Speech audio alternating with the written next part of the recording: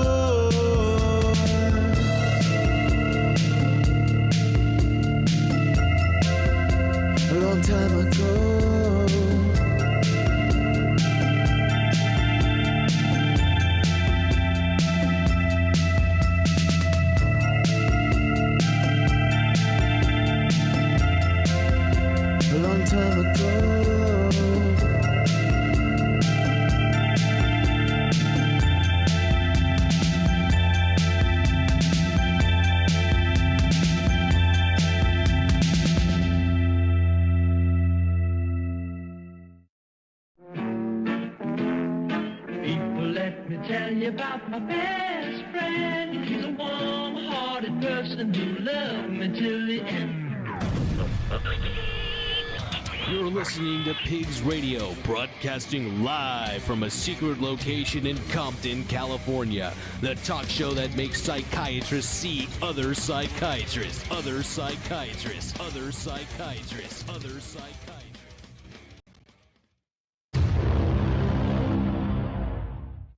Maybe if I unmute the mics, maybe people can hear my woo. It's been a wild fucking weekend nonstop.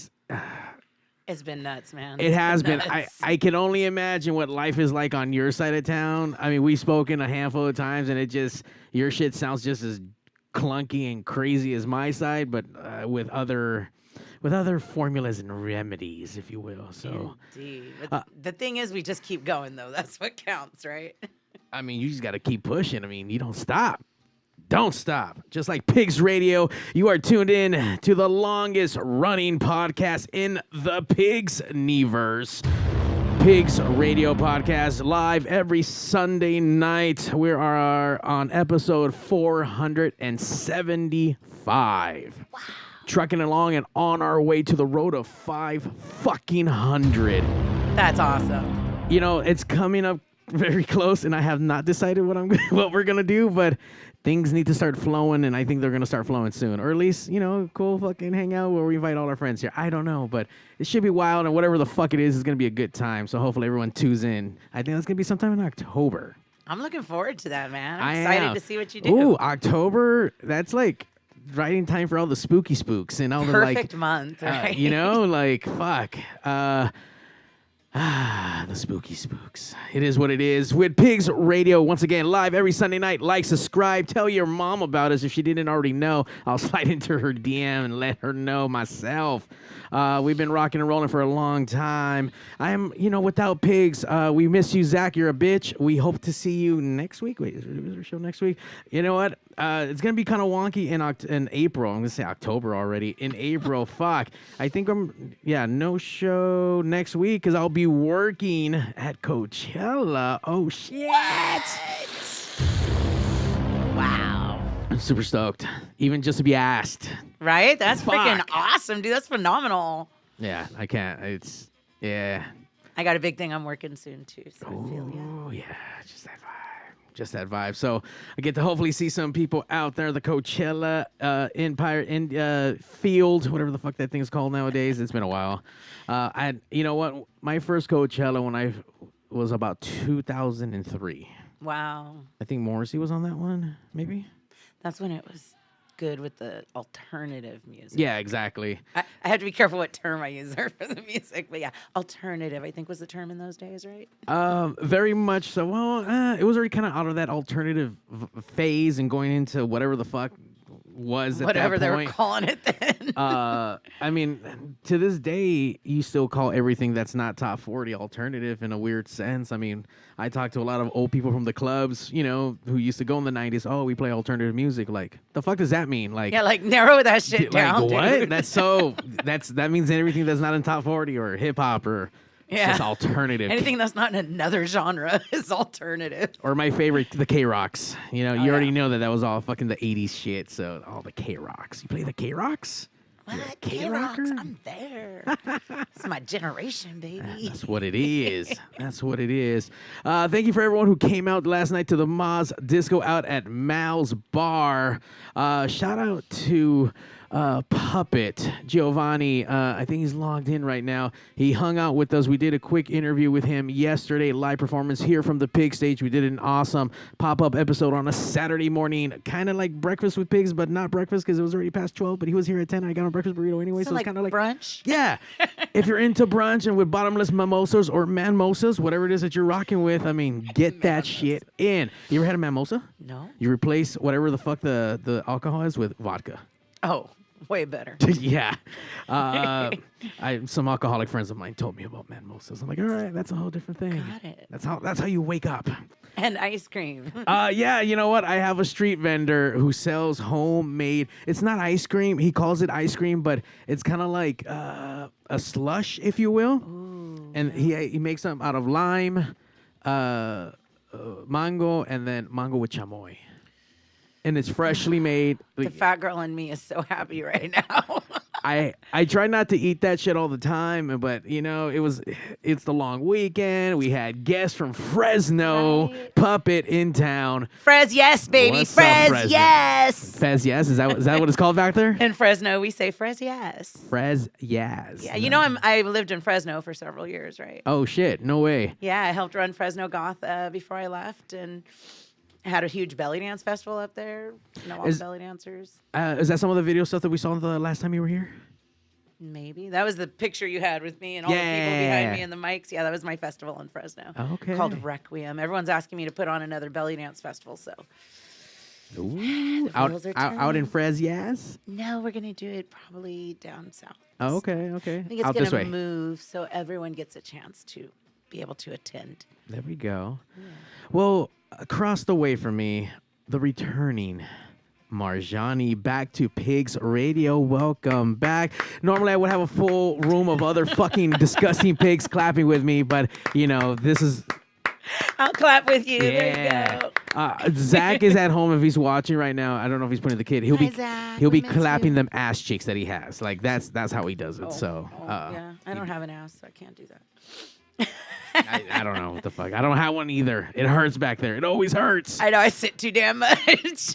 Thanks for having me back, though, Mario. I'm Absolutely. excited to be here. Inland Empire Goth, obviously the Goths of the 909 And the 951. and wait, that's Riverside's part of Inland Empire. too. 951. I don't know much past the 909, so forgive me. You're gonna have It's to okay. educate me. It's been a while. I just know about the 909 and We do call the IE the 909 zone. Although everyone thinks of it as Riverside because a lot of events happen in downtown Riverside, which is still Inland Empire, but they're the 951. So. Oh, are they fancier bitches than everyone else, or what the fuck? I mean, Riverside's pretty fucking fancy. They got the Mission Inn and like all those, all the beautiful downtown Victorian houses and shit. So I guess they kind of earned it. I've been out there a few times. It's a fucking drive for me. Yeah, and it is. at night after you're done and you've been partying.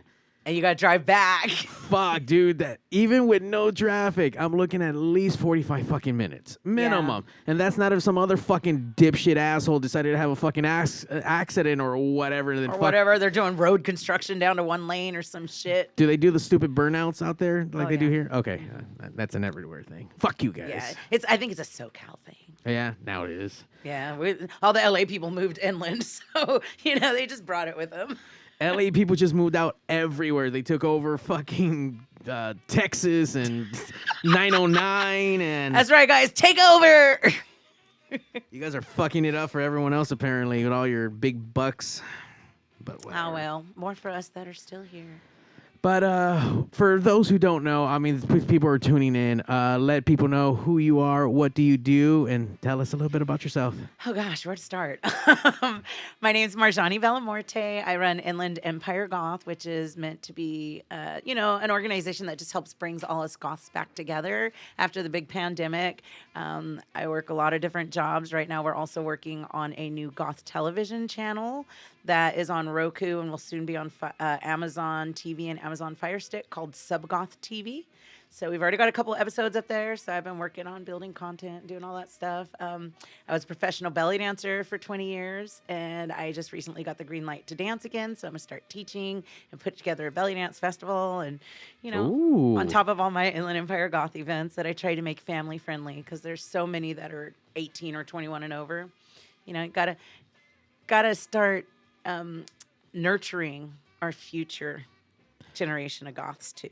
I will say, as long as I've been doing shows and whatnot, at least 20 fucking years, the thing in LA that most of these 18 and over spots have gone away. Yeah. They've shut down. Especially after COVID, yeah. COVID fucking just kicked everyone in the dick. Dude, it killed so many venues. Just sucked ass. I mean, even back then, I think there was already like very minimal fucking amount of venues. And the venues that you do find today, which look incredible and great, they're the most shittiest fucking areas. Like, yeah. You don't want to bring your car there. No, like you definitely want to Uber no matter what, because you're going to get your shit broken into, unfortunately. Yeah. But fuck, it's LA, right? It is what it is, and people are going to go or not go. And you get what you got to get. Sometimes the outside looks awful, and you step inside, and you're like, where am I?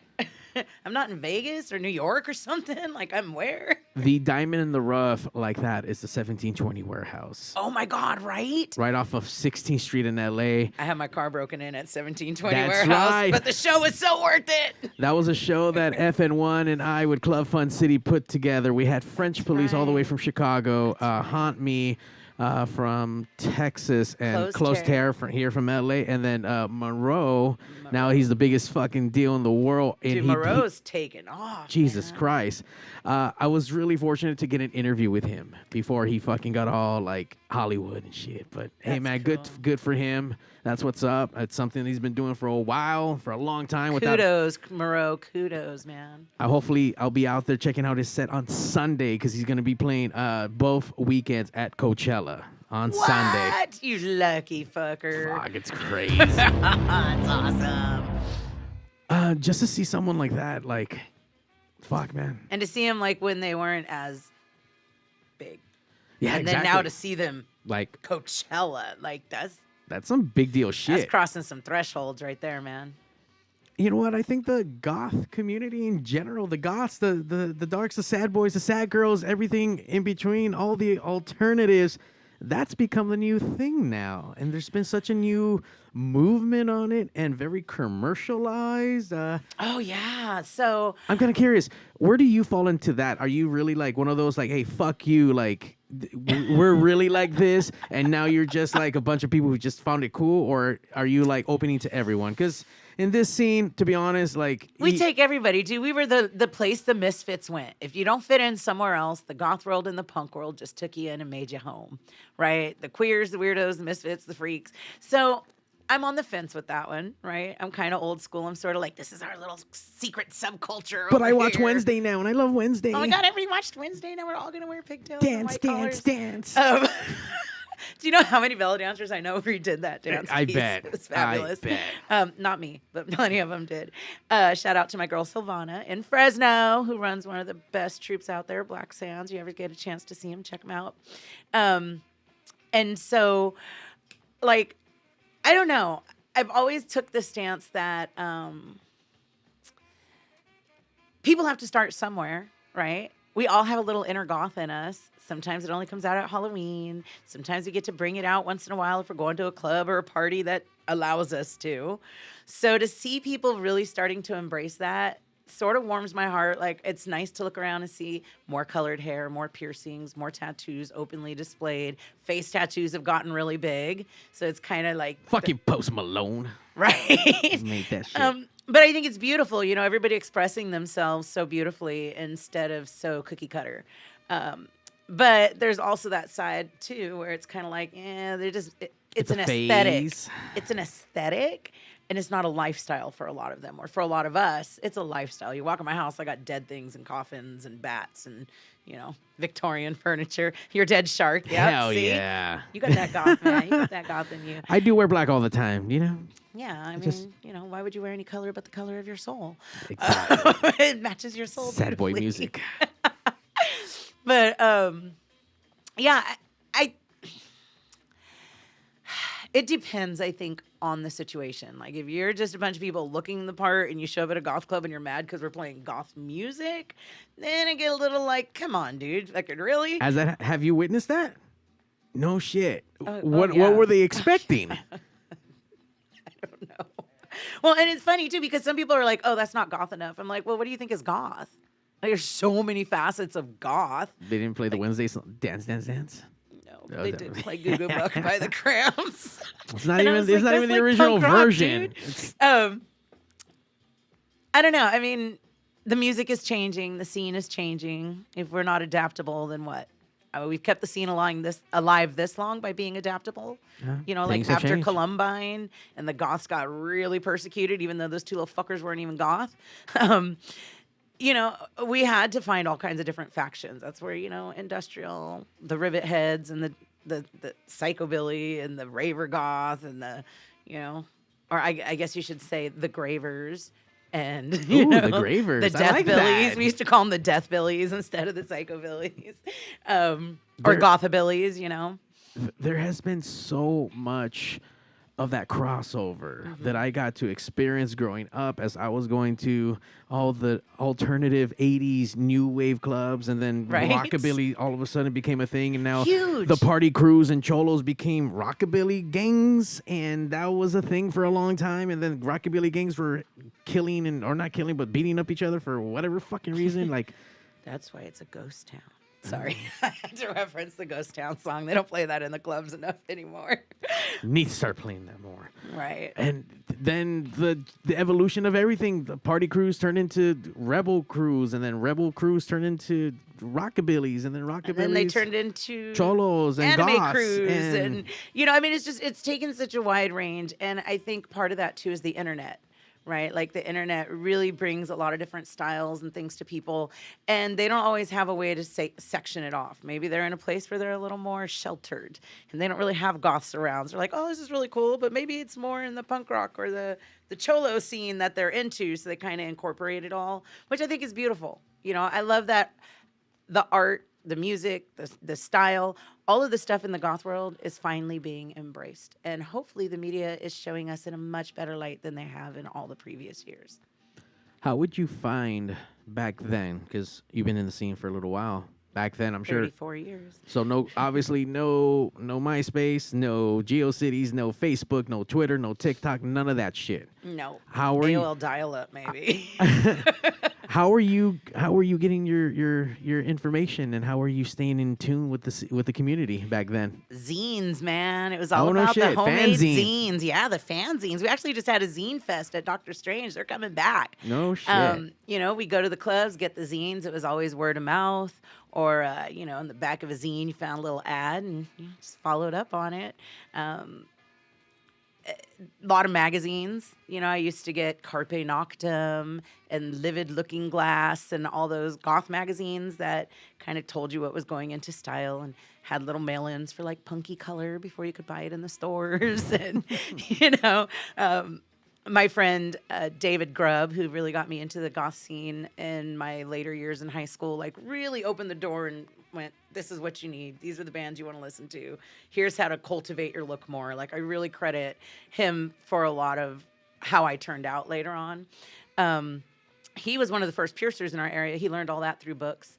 And because he was learning to pierce, he went to a lot of places, met a lot of people, started learning new things. So he was kind of the one that brought us the music, led us to new places, and, A true grassroots campaign. I mean, yeah. you know how much time and dedication? No one does, because everyone's on their fucking phone. Oh, yeah. Oh, let me flipping just for watch like a YouTube video. 3 seconds. Now I'm an expert.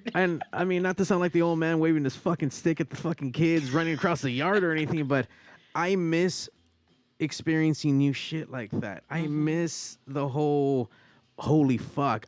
What I had is no this? idea. Yeah. Because now someone just tags you. Right. And there it is. And don't get me wrong, the thing with technology is fucking crazy. It's beautiful. amazing, This shit, It's fucking amazing. This is all happening because of it, and we're streaming live across all your favorite social media platforms simultaneously live, except for you, Instagram. Suck our dicks. But I mean, the technology today is incredible.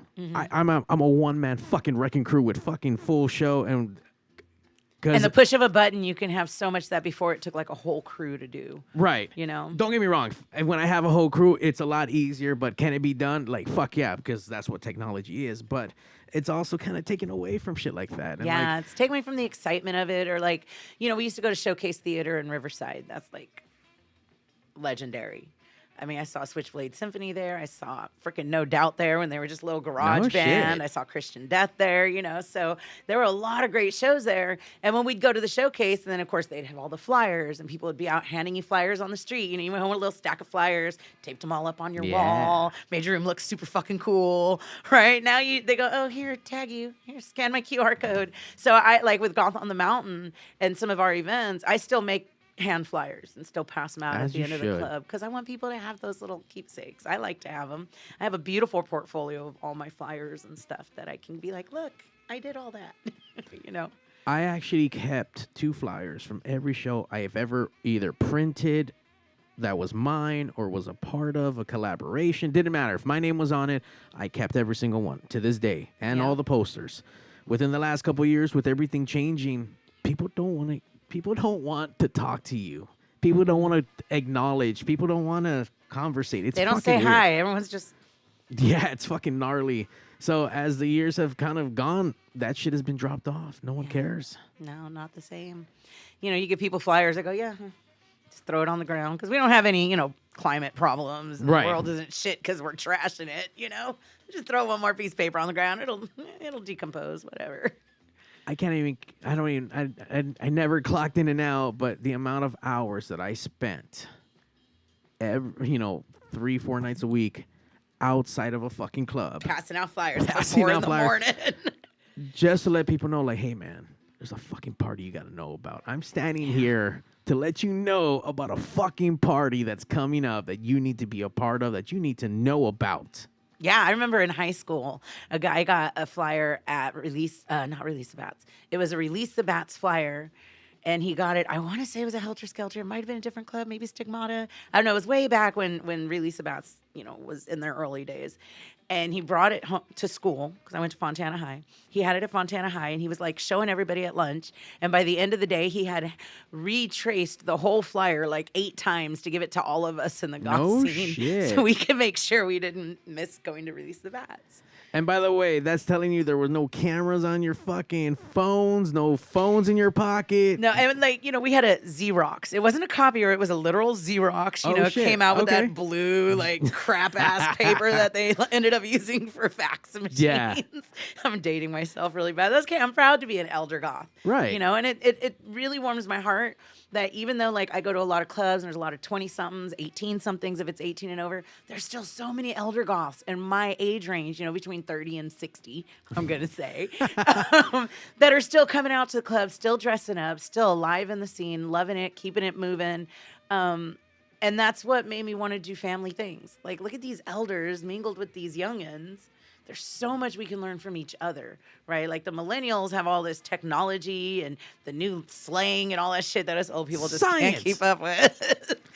Yeah, I don't know what the fuck they're talking about nowadays. Me either. But as old people, you can watch a YouTube video or you can ask me how to tease your hair up and then how to comb it out so it doesn't break off and you got to like a rat's nest for the next 3 days. Or how do I get, my corpse face if I don't have white powder at home? Like I didn't buy white foundation because we didn't have any of that stuff.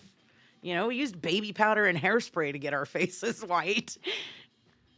Okay, yeah. Yeah. You got to fucking figure some shit out. Yeah, back in the day, you put a bunch of lotion and then the lightest foundation, heavy baby powder, dusted your face, sprayed it with Aquanet, put on more baby powder, and you'd put like a tissue, you'd get like your tissue paper and make it single layer and lay it over your face and powder through the tissue, Shit. and then spray it and then powder and spray it like 20 times.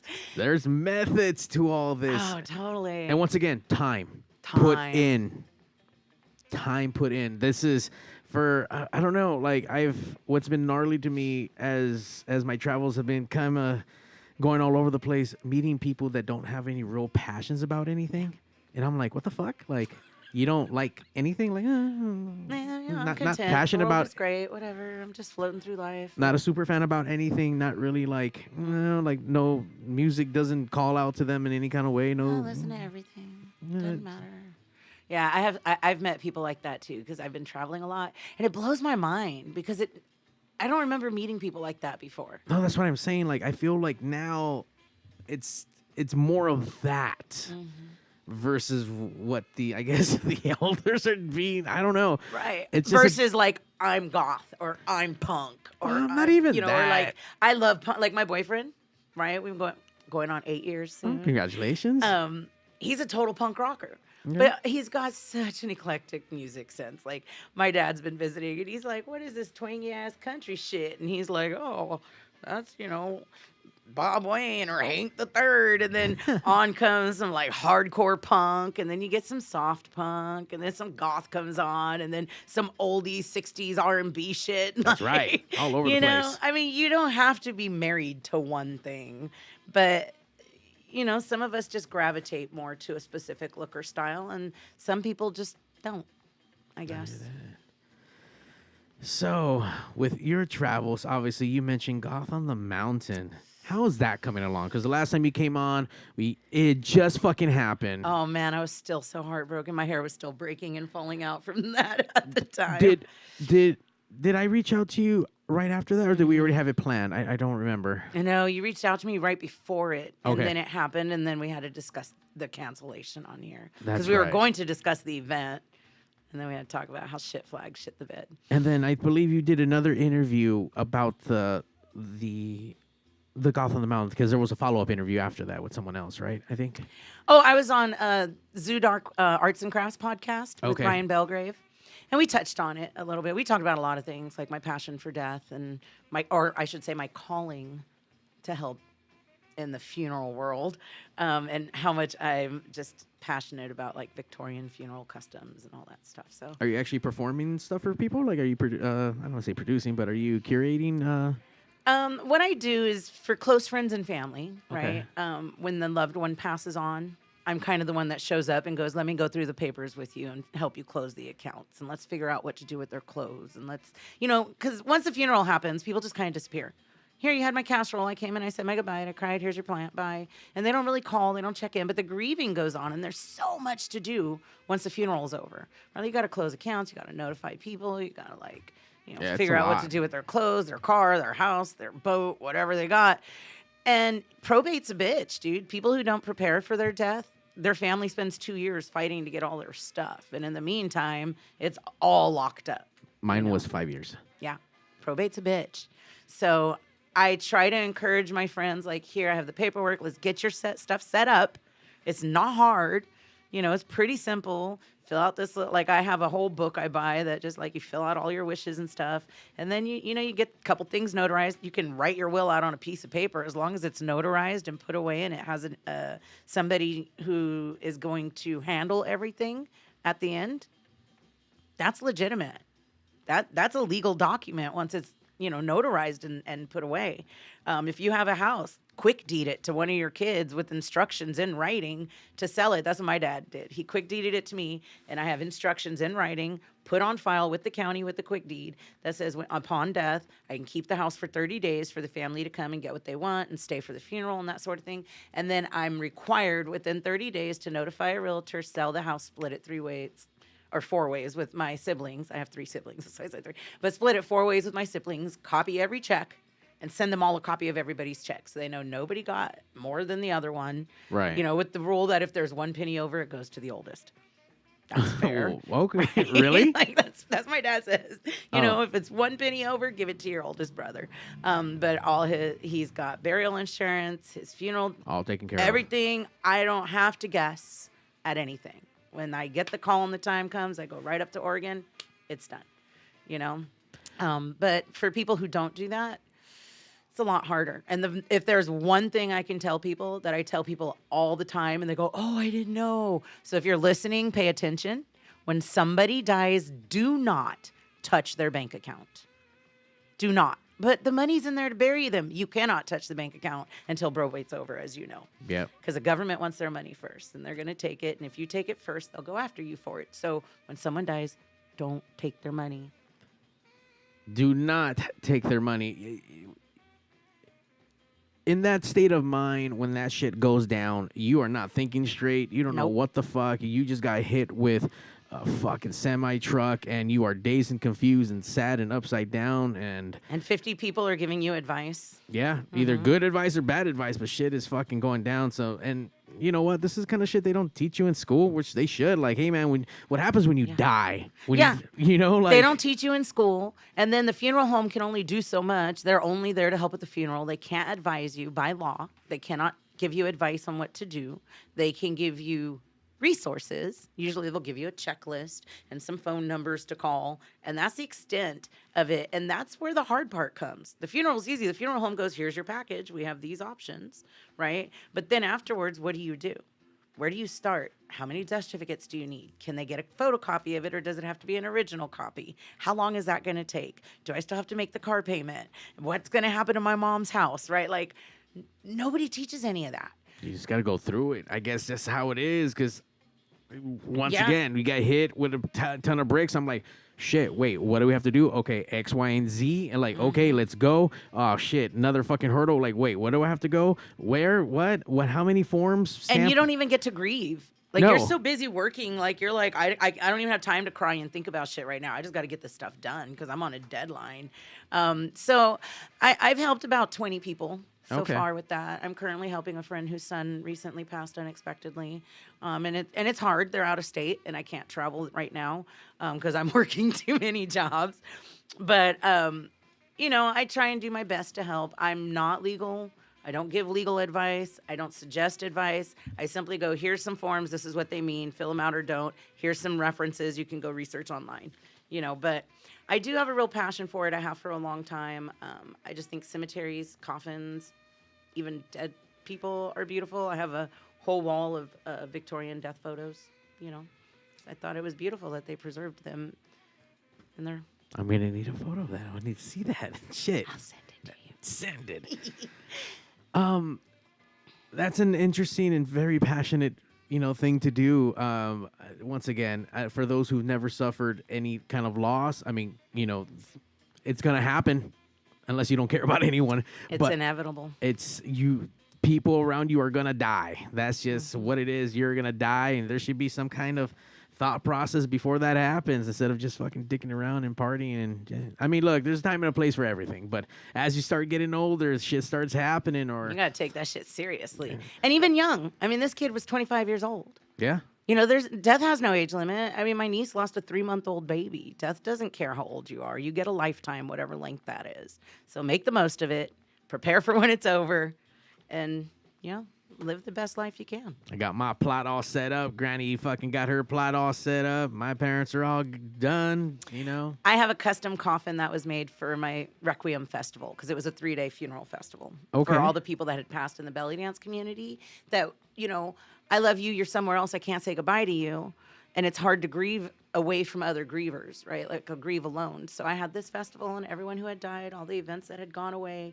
We had a whole funeral, 3-day funeral thing for them. They all had wreaths. They all had banners. Everything went into the coffin. So my friend made me the most beautiful coffin that stands in my living room. Right. And it was for that festival, but I take it out. It's going to be at our tea party. You know, we'll probably have it at the prom and that kind of things that we're planning on. And you know, I take naps in it and watch TV. You really? Is it comfy? Oh, it's so comfy. No shit. Yeah, it's got a velvet bed and then hand pleated satin because I put the satin inside. So I hand pleated satin around and then put Victorian lace with little copper daisy nails. It's really cute. This sounds like an exact episode of like Pimp My Ride, but it's just like Pimp My Coffin out. Coffin. Holy shit! Yeah. Oh, that's a good show. That's a good idea. We need to add. You need to add that to your To our to your Sub Goth dots. TV. Sub Goth TV. Yeah. Are you planning on burying yourself? Is that your coffin? Yeah. No shit. Yeah, unless I absolutely have to use it for like my mom. She's the only other person I would be willing to put in my coffin, or my boyfriend if I had to. But I think he pretty much wants cremation. I, being the goth girl who loves cemeteries that I am, I have started my pre-planning because I want a personal mausoleum. Something my friends can come in and sit inside in a bench and visit with me in a pretty mausoleum and have a lovely goth picnic. Oh. And I can still be there. So that takes a lot of money. We're talking like $30,000-$40,000 to start building your own personal mausoleum. But I really want my own mausoleum. So Damn. once I'm done with all the Goth on the Mountain refunds and I actually have actual money to spend, then I'll start making payments to get my permanent resting place created. By the way, you can go down to the funeral homes and start prepaying some shit if you need sure to. can. You can do your whole funeral plan. They put it on file and you pay today's prices instead of 10 years from now. And it goes up a lot. It does. Or you can do what's called burial insurance. It's kind of like life insurance, right? Because life insurance is for when you die, but they're insuring you in life. Burial insurance is strictly for when you die. My dad has burial insurance. He pays on it monthly. It's accrued interest. When he dies, we're all going to get money out of it because he's put in more than what his funeral is going to cost. No shit. So, burial insurance, look it up, dude. There's tons of companies that offer it, and you don't have to be qualified. You know, with life insurance, you got to qualify health-wise or age-wise or whatever. Burial insurance doesn't care. They're like, just make your payments, and when you die, here's your money to bury you. I'm going to look into that. Yeah. That shit can get pricey unless, like, I think the granny, let them know you don't make so much money. So yeah, that kind of helps. And that's the way to do it. You know, pre-plan the funeral, get it done, have it done, and that way your family just walks in, and the funeral home goes, "We have it right here. Please sign." All right, all you got to pay for is the opening and closing today, and the service that we have at the graveside. Everything else is covered. Done. Thank you for your service. We know exactly which casket, what flowers, what chapel, what psalms, whatever, who's doing the eulogy, all that stuff is already done in a pre-plan.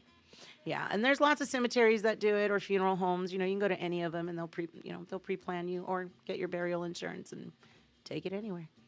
Go get that stuff done, guys. It's super important. It's scary, and And we're gothy. We should be focused on death. I mean, at least preparing for our own death, so it's a beautiful event for everyone.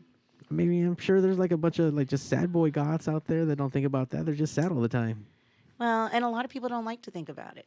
I mean, most people won't even talk about it. It's never going to happen. I don't have to. It's going to go over there, and those people are going to take care of it, and it's going to be fine, right? Like, I mean, that's our society today. We don't dress them. We don't bathe them. We don't lay them out on the kitchen table or on the back of chairs in their casket for viewings anymore. The minute they die, it goes to the morgue. The morgue sends it to the funeral home. The funeral home handles it until the body is deposed, whether that's cremation, burial, composting, whatever. I think my boyfriend, he wants to be cremated, and he loves punk rock music. So I think what I'm going to do is take his ashes and press them into an album with all his favorite punk rock songs. I've seen that. Isn't that cool? Yeah, I thought about that. Like, And California just approved human composting, like Washington is doing. It's a new thing. They compost you. It takes them like 6 months to a year. Your family comes and picks up your compost, and they can just throw it in their garden or whatever. What the fuck? Really? Swear it. Yeah. Can't you bury bodies in your yard here in California? You have to have a special permit to bury Right. a body. I knew that. Okay. Yeah. And in the cemetery, too, what people don't know, you can get buried in anything. Let's say I have a phone booth, and I'm like, I can get buried in my damn phone booth. They can bury me Bill in and the phone Ted? booth. Oh, shit. Hell yeah, they could totally bury you in a phone booth. They just have to put a vault around it, so when you leak, it doesn't go in the groundwater. But they don't tell you these things because funeral homes want to make money on you buying their caskets.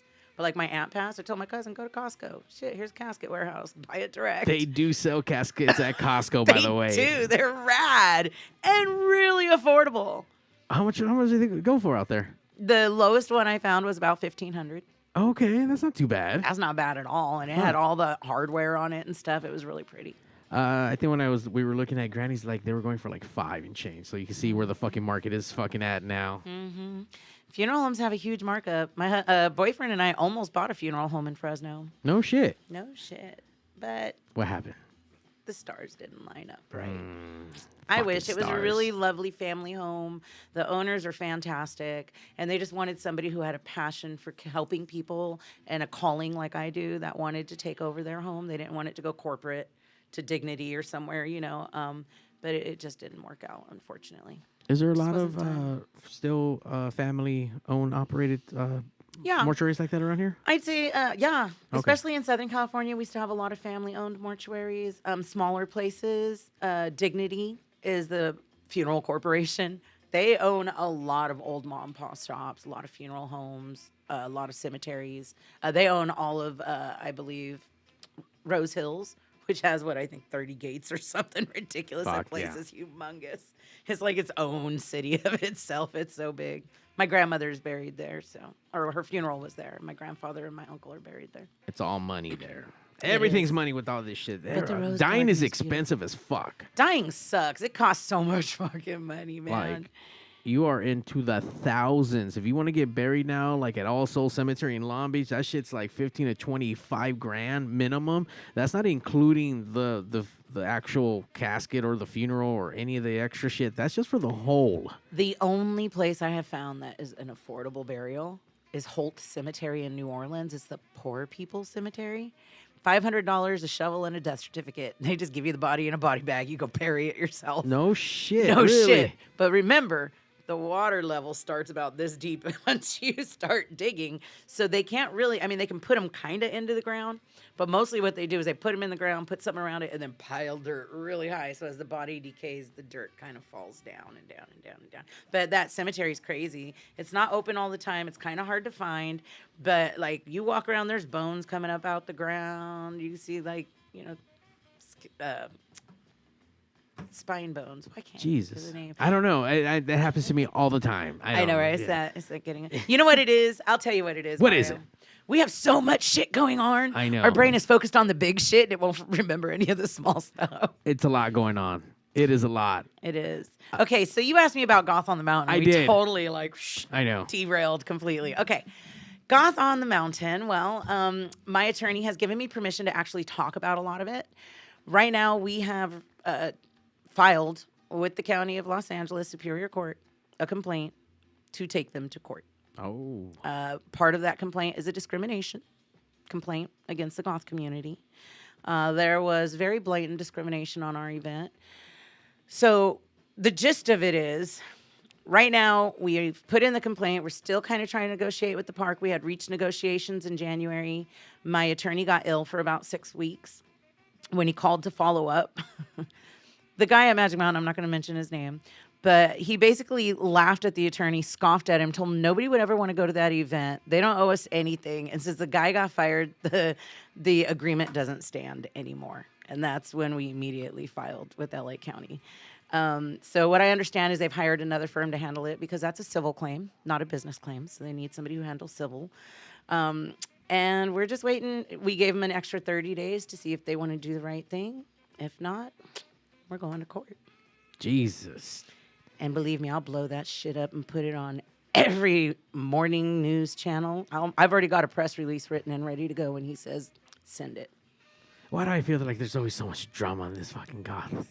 Because we love it. I know, right? I mean, what makes Goth different than punk? The theatrics. The theatrics. The makeup, the theatrics, the excitement. Oh, God. Right? But, and it's not exciting. I'll be honest. It's super stressful. It's horrifying. It's depressing.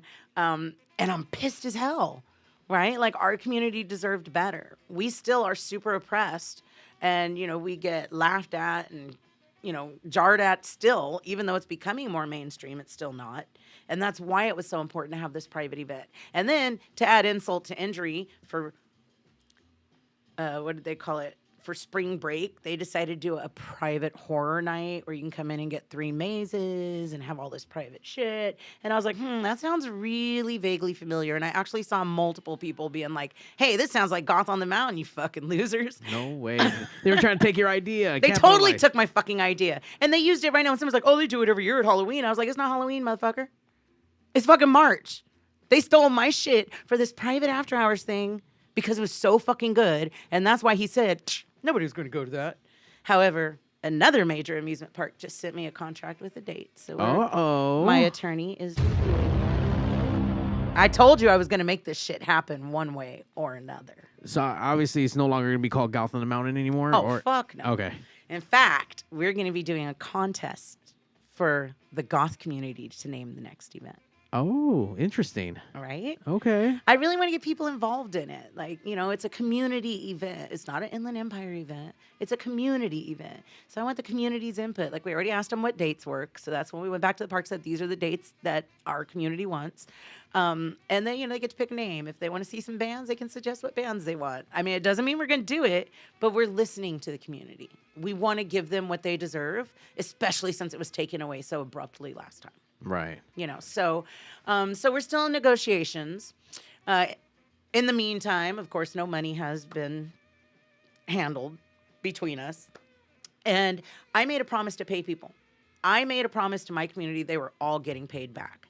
And over 1,700 tickets have had to be refunded. We're down to the last 73 tickets to refund. Oh, congratulations. Thank you. I'm working 3 jobs. I literally work 17 hours a day. And then after that, I work on Inland Empire Goth and Sub-Goth TV. And somewhere in there, I find time to, clean the house and make dinner. Right. Enough. All the normal stuff. Enough. Now I don't do anything self-care. Like I don't paint my nails or shave my legs anymore, but my boyfriend doesn't give a shit, so I don't care either right now. It's more important to me that every week refunds go out. Every time a paycheck comes in, refunds go out. Sometimes it's only 2 or 3, but it's happening. They're going out. It's getting done. And for those of you still waiting, I'm so sorry. I mean, really, there is no favoritism, no anything. I mean, we're just going down the list in order. Click, click, click, click, click. Whatever order it's in the list is how we're paying it off. And unfortunately, that's just how we chose to make it consistent so we don't miss anyone. But, it's happening. It's still going to take a few more months. I hate to say that. But I'm busting my ass. My boyfriend's taking over all of the house bills. My daughter is buying all of the groceries. And my mom actually sends me money for gas so that every cent that I make goes to Goth on the Mountain. Wow. And then every event that we do for Inland Empire Goth goes to Goth on the Mountain refunds. Any merchandise we sell goes to Goth on the Mountain refunds. So until those refunds are paid, that's where the focus is. That's fucking amazing to hear that someone's actually taking ownership of what has happened. Because I'm going to be honest with you, there's a lot of piece of shit fucking promoters. You know who the fuck you are. Yeah, you do. And they'd have gone bankrupt and been like, fuck you, sorry. Yeah, not doing that. Yeah. Absolutely not. People believed in us. They trusted in us. They gave their money to us. We're giving it back. And when this next event comes, if you haven't been refunded, you want to trade it in, we'll give it to you with a lot of extras plus the balance refunded. I'm nervous to start a new event until those refunds are closed out. I'd really like to close everything off with Goth on the Mountain before I start this new event. And the date we're looking at is November of this year. Okay.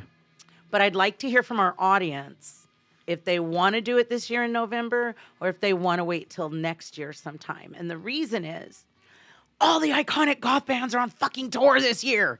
God damn it. Susie and the Banshees, The Cure, freaking Sisters of Mercy. Dude, I mean, come on. Fuck. And those tickets are ridiculous. So if they're going to all these concerts, I don't want them to feel like now they have to find a bunch of money to go to an event in November.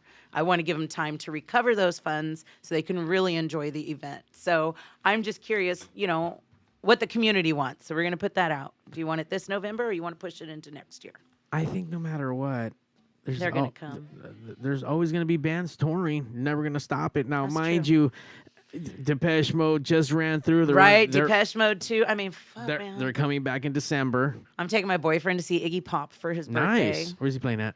I think it's a Palladium Okay. in LA because he didn't want to go to Cruel World. He's not a big festival guy. The only big festival my boyfriend goes to is Punk Rock Bowling. Okay. And this year I'll be running the booth for Doctor Strange at Punk Rock Bowling. Nice. So we're gonna have a big old booth out there, and I'm so excited. Ooh, congratulations.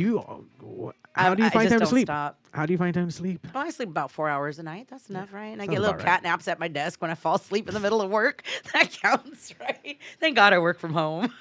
All 3 jobs are from home? Yes. Okay, good. I'm about to say, Hallelujah. Jesus, how would you even... You wouldn't be able to live. No, and one's a W-2, 40-an-hour job, 7 a.m. to 4 p.m., Monday through Friday. And then right after that job's done, I'm on to the next 2, which are contracted. I've been a freelancer for a long time. So they're 1099 contracted jobs, but it's 20 hours a week, both jobs. So that's what, 40 and 40. That's 80 hours a week that I'm working, plus some overtime. My 9 to 5 job, or 7 to 4 job, is a lumber company. So, we're really busy right now with all the good weather and stuff. And, we deal with large quantities of orders. And I'm an estimator. So I put in all the bids and spit all the numbers so the salesman can go, we'll do it for this price. And it's a lot. It takes a lot of brain power. There's a lot of little things to know, but they're actually really understandable too. My twin sister works there, so that's You have a kind twin of how I got the sister? job. I do. Oh, shit. I do. She's the 2-minute older twin. Uh-oh. She's the day and I'm the night. That's what everyone used to say. Oh, day and night. I'm like, you got that right. But she's awesome. My sister's wilder than I am. Don't let her fool you. Don't let anybody fool you. Growing up, they were like, oh, her name is Marissa. And they were like, oh, Marissa's so quiet. She's so good. Straight A's, reads her book in a corner, doesn't talk to anybody. Of course, she's the first one to get her tongue and her nipples pierced. The first one to steal the car in the middle of the night to go see her boyfriend. She was the wild one. My mom always said, still water runs deep. She just knew how to put up the front and do the job and still go fuck around. Yeah. She's real good at closing that cover of that book. Me, I'm an open book. Read me, baby. I want my Lifetime movie to be perfectly on point. That's what I used to tell people when I'm on the Lifetime movie channel. I want you to know all the details so they get it right. Get it right. Of course, Lifetime is the worst channel to have a movie on because it usually means you're dead or something. I will say, though, once you get on there, you can find some pretty good stuff. There's some really good storytelling. I like that channel. Really good storytelling. I like that channel. I've been a sucker for Hallmark from time to time. Like, you want to have the little feel-good moments. Yeah, I get that little wet thing coming out of my Yeah, eye. I don't know, that foreign feeling. No, I'm just kidding. Dude, I'm a crybaby. Are you kidding? Hell, a commercial comes on with, I'm not ashamed. I live fully and openly, man. I can say I've got a full, good life, and I set out every morning to make sure that I'm not just sitting around being a lump and It doesn't sound like it. It does. Even if you wanted to, I don't think you have enough time to even sit around, even do that to begin with. And I don't know how. I really don't. Cause, I'm a workaholic, man. I love it. Number it doesn't one, feel like work. thank you for coming here and having time to come from the land of the 909. Anytime, here Mario. I love Compton. coming on here. I love your freaking podcast. Thank Dude, you. kid, I'm so honored to be here. Let me tell you, it is a drive once again. How long did it take you to get out here today? Well, usually it's an hour, but because of Easter traffic, it took me about an hour and 48 minutes. Wait, you hit Easter traffic? What the fuck? Oh, dude. No way. So my map was like, oh, save 10 minutes. Go down the 57 to the 91. Okay. Hit the 57. It's like, Oh. And then it added 12 minutes to the drive. I was like, you fucking asshole. But my GPS has a thing for me. It really wants to kill me. It like has told me to turn off cliffs. It's like made me go 40 miles just to do a U-turn and go back 40 miles. I'm like, Maybe you should not use that GPS anymore. my dad bought me an atlas. So now I have a paper atlas for the car. By Good the thing way, I can read a map. I used to have to map shit out for my dad as we were driving, like read the fucking atlas. I'm like, okay, like gonna learn how to do that shit. Oh, yeah. My dad made us all do that shit, man. Read that map. Tell me how to get here. I don't know. Well, look at the damn thing. My dad was very hands-on. He still is. You know, for 73, he's still super hands-on. He lives on a mountain in Roseburg, Oregon. He has tiered his entire mountain out, bricked it all up, put in new plants, built up the back, at 73, he runs circles around some of us 40-somethings. I believe it. And he tells me, it's right here, baby. Right here. You just push through, keep going. Once you stop moving, you stop living. So just don't ever stop. I totally believe that. Well, now I know where I get it from. Thanks, Dad. Thanks, Dad. Thanks, Daddy. You made me a working force. You have to have that drive, that mentality. I don't know. I mean, You have to dream, man. You got to be a dreamer and know that it can come true if you go after it. you just got to keep at it. You don't know how you're going to get there. You just keep trying whatever the fuck you need to do every day just to get closer to whatever it is that you need to get close to. Exactly. As you're pushing through this Goth on the Mountain situation, it sounds like you're very close. I mean, how has the community been towards you? I mean, So supportive. okay. So supportive. Like, I cannot thank you guys enough. Seriously, this community warms my black little heart and makes it beat once in a while because they are so supportive. Every time I send out an update, I get people like, thanks for letting us know. Take your time. Push us to the back. No problem. Some people are like, hey, you know, I really kind of got to get that. I understand. And if you message and say, hey, I really need that, I do my best to try and really get that for you. You know, if you take the time to message me, I read those messages. Sometimes it may take me a few days or so to get back. But, you know, remember, guys, I'm working 80 hours a week, you know, plus have a family and 2 side gigs. So, you know, I'm doing what I can. And, you know, it's frustrating because we worked really hard on that event, man, really hard. And I knew in my heart of hearts, in my little black soul, people were going to come. If you build it, they will come. Absolutely. I mean, you had a stacked lineup. The thing sounded amazing. You had all the best LA Goth DJs on the scene. I mean, it was a who's who event. I mean, it was gonna be great. It was. And, you know, when we go to this other park, I'm not sure I'm going to be that big right off. I'd really like to. This other park only wants to give us a Monday through Thursday. And I've been pushing, but Thursday is kind of what we're looking at, is a Thursday night. I think that's perfect. But the date they gave us is a 3-day weekend, Veterans Day weekend. Okay. So people can extend the weekend, and we'll make it a weekend event. Maybe you go to the park Thursday, and maybe we do a concert at a different venue Friday, and maybe Saturday, you know, we have a market and the tea party we tried to have, or the seance, or the pool party, or, you know, depending on when we have it. So, and the tea party, man, people were so bummed about the tea party. That really surprised me. But yeah, people have been wonderful. And the people who have gotten their refunds are like, thanks, just let me know when the next one is and we'll buy our ticket. You know, I think they just want to see that they're going to get their money back, that they can really trust me when I say I'm going to do what I'm going to do. I just wish I could do it faster. I mean, you went on there online to let people know, you know, where you're at with stuff. So, I mean, obviously you're trucking along. So I'm trying, man. And they deserve to know. yeah. They deserve as much as I do. You know, and the discrimination came from, like, every other private event had all-day mix-in. Every other private event started earlier. Every other private event had affordable tickets. Why didn't we? The other private events were posted and listed, no problem. They couldn't get us up and listed. The links never worked. The dates were wrong. The images were wrong. And they didn't even put us up till the beginning of August, and then for 2 weeks they couldn't get it up right. I'm not buying that. You know what I mean? And then there were some comments made. I don't want to say them because I want to save them for our court case. But there were certain comments made in the office that ex-employees overheard and reported that were really sad. Like somebody was like, I don't want those freaks in the park scaring away people with real money. And I'm like, motherfucker, you ever seen a goth? You ever looked at a goth? Those boots are $160 alone. About that $300 corset and that $200 frock coat. Give me a fucking break, people with money. Whatever, shove it up your ass, Slim. People don't understand that, like, these lifestyles, they cost money. a lot of money. Dude, you see a punk rocker who looks like he's some gutter punk, but he's wearing a fucking $200 leather jacket painted in stud. That wasn't free. Yeah. That wasn't free. Maybe he had to barter for it. Maybe somebody handed it down, but somebody paid for that leather jacket and put in all that time to paint it and stud it and patch it. You know, same with hoodies and vests. They might, to other people, they look like, oh, that's so scuzzy. To me, I'm like, dude, that's fucking rad. Let me see your shit. You know, I even just made my own jacket recently, a white one. Oh. Yeah, with all my patches, and I put some red velvet, you know, just something a little different. People don't think goths wear white. Guess what? I'm a goth. I wear white. I got fucking white on right now. What's up? What's up? White's the most goth color on the planet, fuckers. It's the color of a ghost.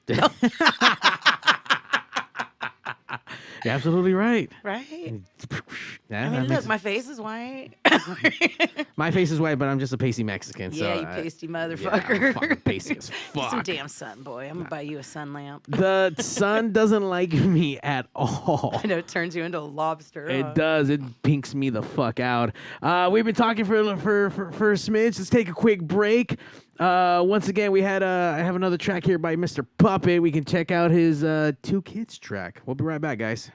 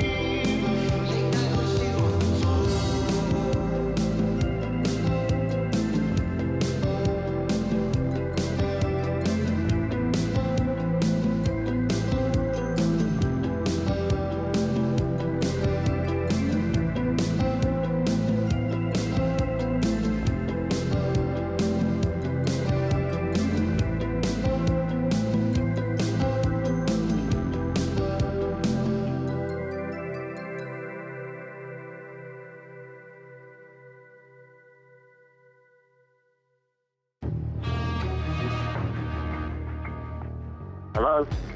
Mr. Statham? Yes, this is him. I know we talked about getting you on Pigs Radio, but it's a little surprise you're on now. So if you don't mind saying hi to Mario in the best Jason Statham. Can you just say, hey, babies, listen to Pigs Radio and Mario 81? Listen, babies. Listen to Pigs Radio, Mario 81. Do you think that was Jason Statham? It sure sounded like him. It made my little heart go pitter-patter. Oh, my. I like that. All right. In case you guys don't know, we're chicks, and we love listening to Pigs Radio. Because you never know nowadays. You just never know. Welcome to PigzRadio.com. We got a lot in store for you, so strap on and bend over. Pigs Radio!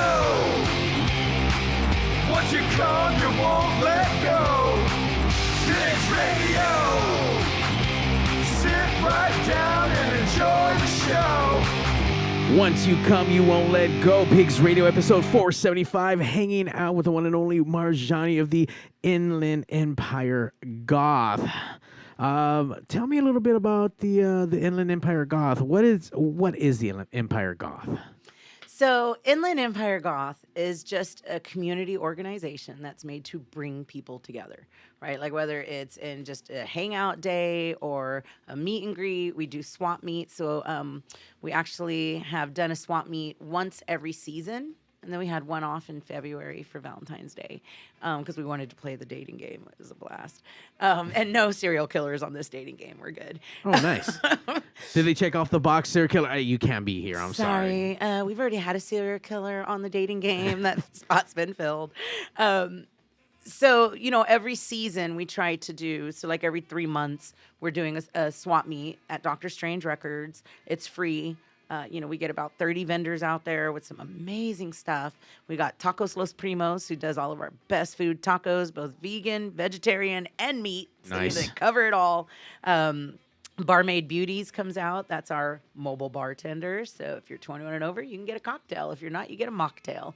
Oh, shit. But she makes special drinks for us. She's doing all of our events. It's been really wonderful. I think we've had 5 or 6 now. And they've been super busy, 400 or 500 people. Our next one's coming up April 29th. And Narcoleptic Youth is doing a re-release album party during it, along with 3 other bands. I think Badass, Switchblade 77, and oh my gosh, I can't remember the other band. Let me see. I'm going to look it up because they deserve to be mentioned too. But yeah, I'm really excited for it.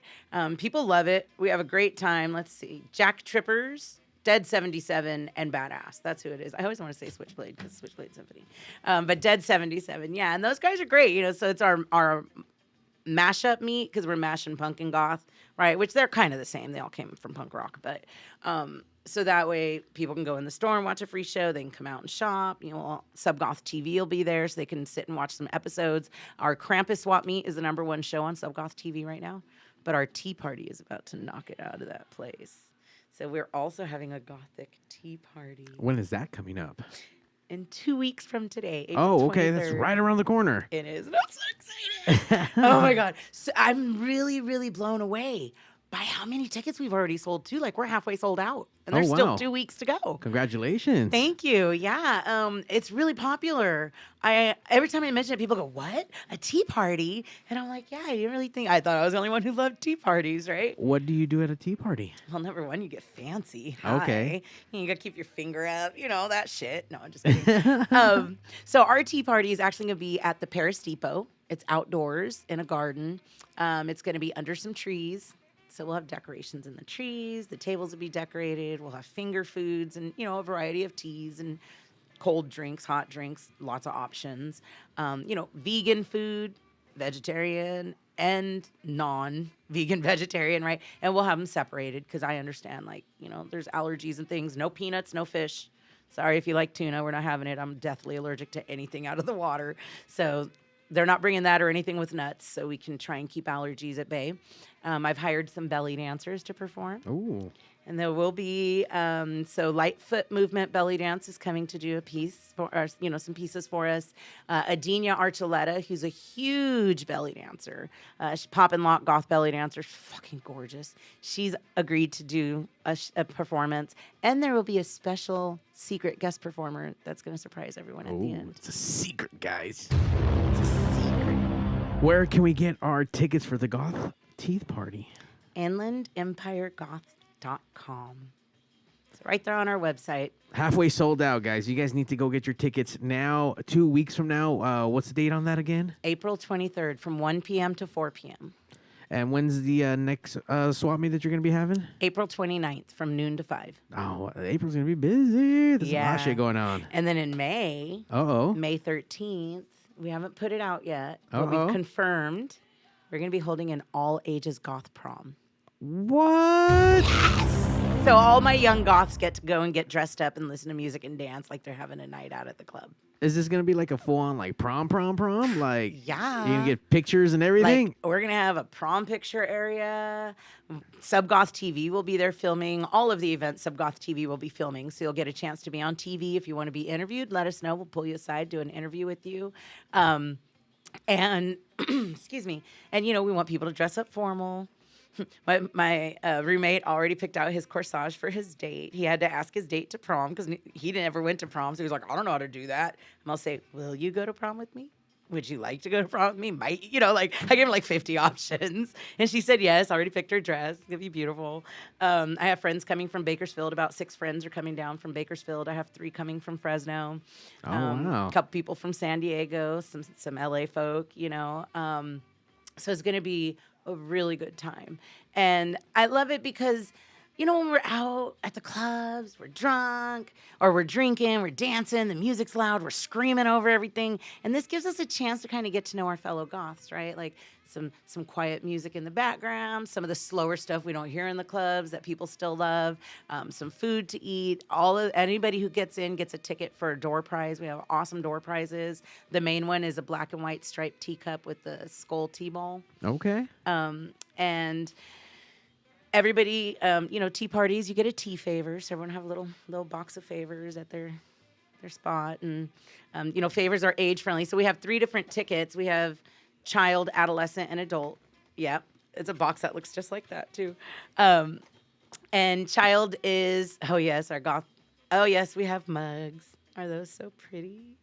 The children under 5 are always free to our events. 5 to 10 has a price, 10 to 15 has a price, and then over that has a price. Or I think it's 10 to 18. I don't know. I have to look. It'll be the same for prom. You know, we think different people want different things, you know, different ages. So the favors for the children, we have these cute little bat boxes that they're going to get theirs in. Okay. They're so cute. I can't wait. I'm so excited for this tea party. I really am. It's going to be fun. Where do you come up with like deciding that you want to do a tea party? How does that idea even get spawned?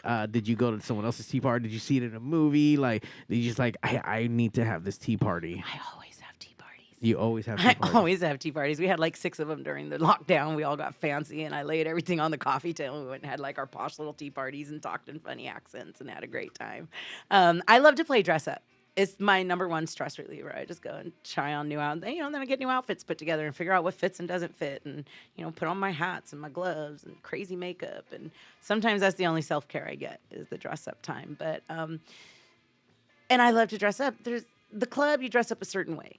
I'm not, you know, I mean, yeah, I can go in bustles and corsets and skirts and hats and gloves and parasols, but that's cumbersome at the club. I don't get to dance as well when I'm all laced up, right? But at tea party, I can sit and be proper in my little corset and with my little fun hat and, you know, have a good time.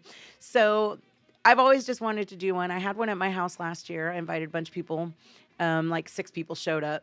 But we had a grand time. It was fantastic. They kept saying, like, dude, you should do this. People would love this. You should do this. So here it we is. go. And the same with prom. You know, emo prom's been selling out. And I'm like, where's the goth prom? Oh, it's all 21 and over. And all my youngins are like, what about us? I was like, I got you. And it ends at 10, so the youngins can go to bed and the grown-ups can go out and still have a good night. There you go. You know? Everyone come out and have a good time. Yeah. I did go to my prom, so for those who didn't go to prom, now's a good time to try to relive that magic. I went to prom, and it was a total fucking nightmare. That should be a movie of its own. Like, let's just say the end of my prom night, I slept in the bathtub wrapped in a freaking shower curtain in my split-up prom dress and then got left in Palm Springs and had to take a taxi home. What? Dude, my prom was horrific. That sounds like what should have been the Hangover movie, and they ended up going with that. It's like the Hangover's kids in high school, like how their shit fell apart, right? But so I've always wanted a prom too. So I was like, I'm gonna go as the prom queen, and I want to have packages where people who want to be a prom king and queen, we're not gonna vote on it. You want to be prom king and queen? Buy a freaking crown and a sash, and come on. And everyone can be prom. Everyone can be prom king and queen. I It's like your that. photos. Nobody has to know who else is wearing them. I like that, unless you have a group photo with everyone wearing Right, and I crowns. want to offer a package that gives the crown and the sash for the girl, and like the scepter and the crown for the guy, because you That's gotta have a fucking cool cool. goth crown, right? I love that you go really like balls deep. Whatever it is that you're fucking doing, it's fucking rad. Like, Dude, I'm ass deep. Fuck the balls. Like that shit's up to my deep, hips. like fucking deep. You're in there. You're like, I'm a dreamer, baby, and I love to make shit happen. And it's so much easier than people think. You just have to decide to do it. Talk to people, pick a spot to start, and just fucking figure do it out. right? I mean, it's a phone call. And nowadays with a phone, you can get Shit, now everything it's just done. a text message, quick DM, like boom, I want to use your venue. Can I do it? Crowns.com. Done. Hey, Crowns, you got crowns for fucking goths? Got it. There we go. Sweet. Send Hey, it. here's this cool one with the horns on it. We're gonna get those for the guys. We're gonna put some, and then I want to get them early so I can put skulls and bats and shit on them, make them extra special. Everyone kind of is unique. Everyone has like their own unique ones. They're not all matching, because that's not fun. Absolutely. So there's a lot of things going on. You can get all your tickets at EmpireGoth.com. I mean, Empire. Inland Empire Goth. I am dyslexic as fuck, so my apologies. It's okay. yeah. It's on Eventbrite too. You can look up Gothic Tea Party. We're on Eventbrite also. So. And then the get your tickets for that halfway sold out. Be on the lookout for the prom. Is there a date or anything like that? May 13th. May 13th. I'm sorry. Yep, Okay. day before Mother's Day. Ooh. And it's outdoors. Be under some trees outside at night. It should be really nice.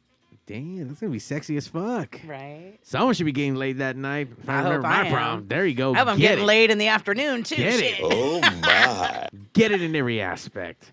So with the is the Inland Empire Goth is it a promotional? Is it just We're everything. Okay. I love and embrace the entire community. If you have events, send it to us. We'll put it on our monthly calendar. Oh, that's cool. At first we only focused on Inland Empire, but a lot of our IE DJs are out in LA, San Diego. They just were in Vegas for the Depeche Mode after party. Yeah. So, if you have an event, send it to us before the end of the month, and when we put our monthly calendar out, we'll add it on there. That's cool. We like to be an open forum. People come to us to find out what's going on. Somebody recently was like, where can I get a good pair of docks? Hey, go to Shuteria, Ontario Mills. Like, they got the best selection of docks over there. Somebody else was like, where's the best place to eat if you're goth? Or, what's a good bar, or, a good place to go if you're goth and you want to take somebody out and, you don't care where you go. Go to the Cauldron in Orange County. Do these little witch bars. Fucking rad.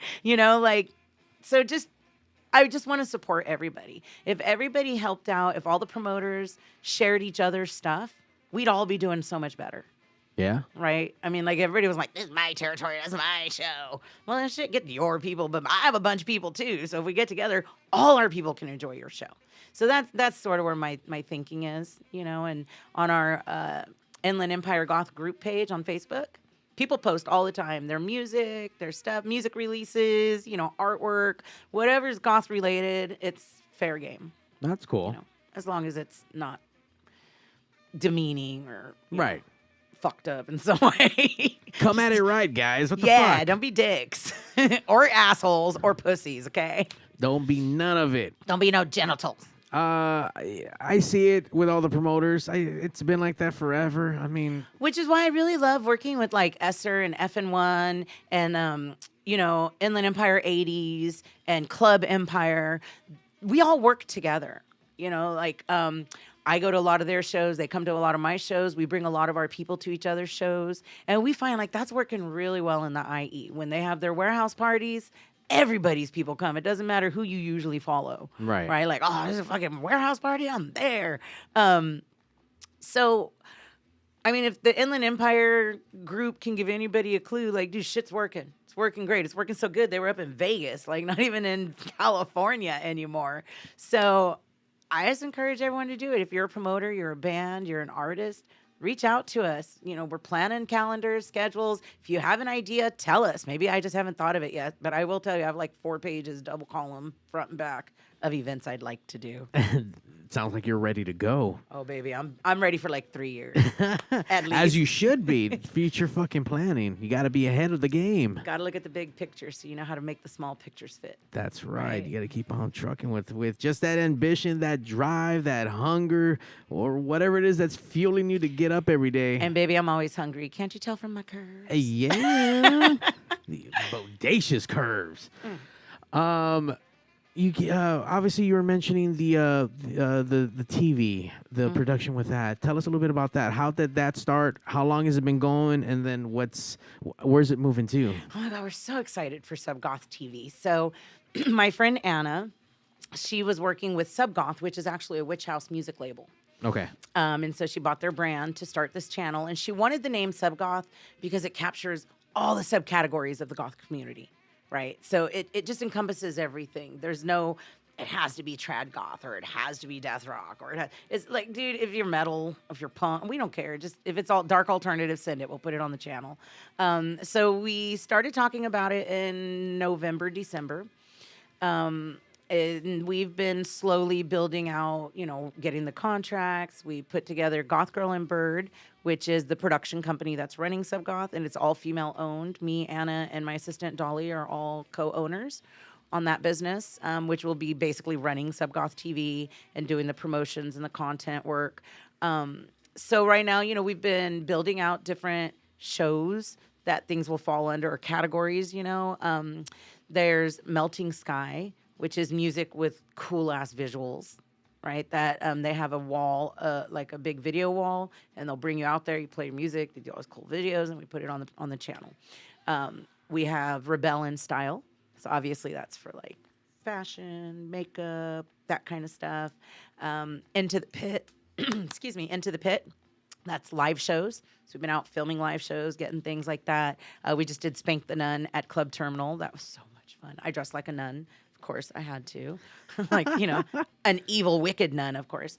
But, so, and we've been talking with Sidewalks and Skeletons, which are really huge, in the scene. So we're working with them. He's getting a visa. We're trying to work some stuff out. We've got advertising packages we just put together. Dr. Strange is, of course, our first one that's like, I'll do that. So he's got commercials already we've put on the page. He's working on some shows. We're hoping to get PigzRadio up on there. Give you your own show with multiple episodes. That's right. We are in talks. The pigs are going on to the big screen. And it's international, baby. Ooh. So it's Roku, Roku TV right now. We're just finalizing things with Amazon TV and Amazon Fire Stick. So hopefully by July we'll be up there. We're looking for bands.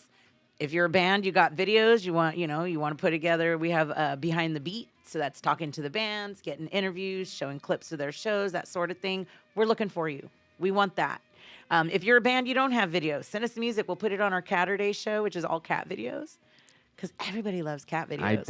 I will fuck up some cat videos. Right? And then you get introduced to new fucking music while you're watching a cat video. Love it. Like, it's a great way to sneak into that top 40 normal realm, right? Love it. So if you have cats or dogs or ferrets or birds or whatever, send us videos. We'll put them on the channel. People love pet videos.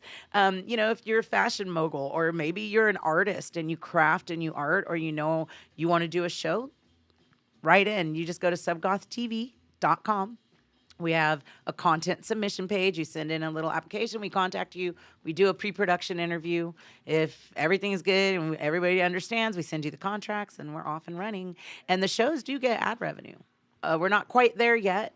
Ad revenue, we're aiming for July to start with paid ads.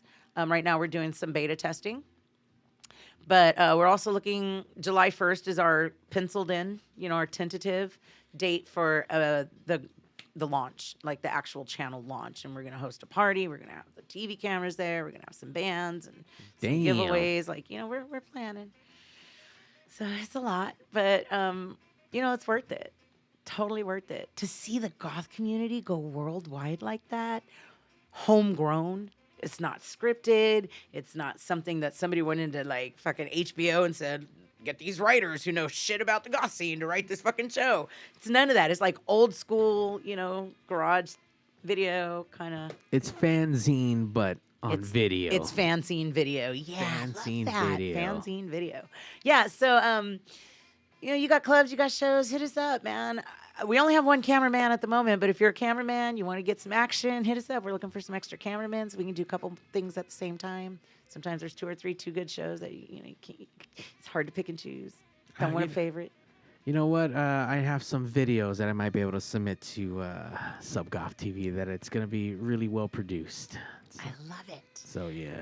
Yeah. I mean, if the content can come in with like an intro and an outro and the content in the middle, that's the best. We're looking for hour-long shows. You can have one show like you've got 475 episodes after tonight. We can make a series for you, put 10 shows per season. Maybe we start with your top 10 favorite. That's going to be hard to tell. I know. There's going to be a handful of fucking... Maybe your followers can give you some suggestions on what their top favorites are to start with. Oh, yeah. All the pigs out there, you disgusting pigs. Let us know which one's your favorite episodes. Yeah, pigs. Throw some mud his way. He needs to know. Some mud. You have a lot going on. You have so many spinning plates. I do. And, when I get to meet people that kind of do the same thing, well, not the same thing as my shit, but same format where I got a shit ton of spinning plates, and to meet someone else that's kind of doing the same thing, like, fuck yeah, like, more power to you. Congratulations on all the success. And obviously, even with the heartaches that, we go through, trials and tribulations with these shows and producing and whatnot, like, you learn. Dude, there's some fast-ass growth and some serious learning curves, that's for certain. And sometimes you just lose your ass. A lot of events, we don't make a lot of money. And everything we make right now is going to refunds or back into another event, to help build that money for the refunds. But, people, you got all this money, you just make all this. I really want to do a show that I think people would be interested in for this next event at this other park, where I can film like the whole process from beginning to end, where all goes into that. So right on Goth TV. Yeah, on Goth TV. You are just creating your own content as you're doing this. I mean, do you have ideas for shows or? Oh God, yes. Wow. Okay. How about Pimp My Coffin? Pimp My Coffin. Or Pimp My Crypt, because they can go in and pimp their closet, pimp their room, pimp my crypt.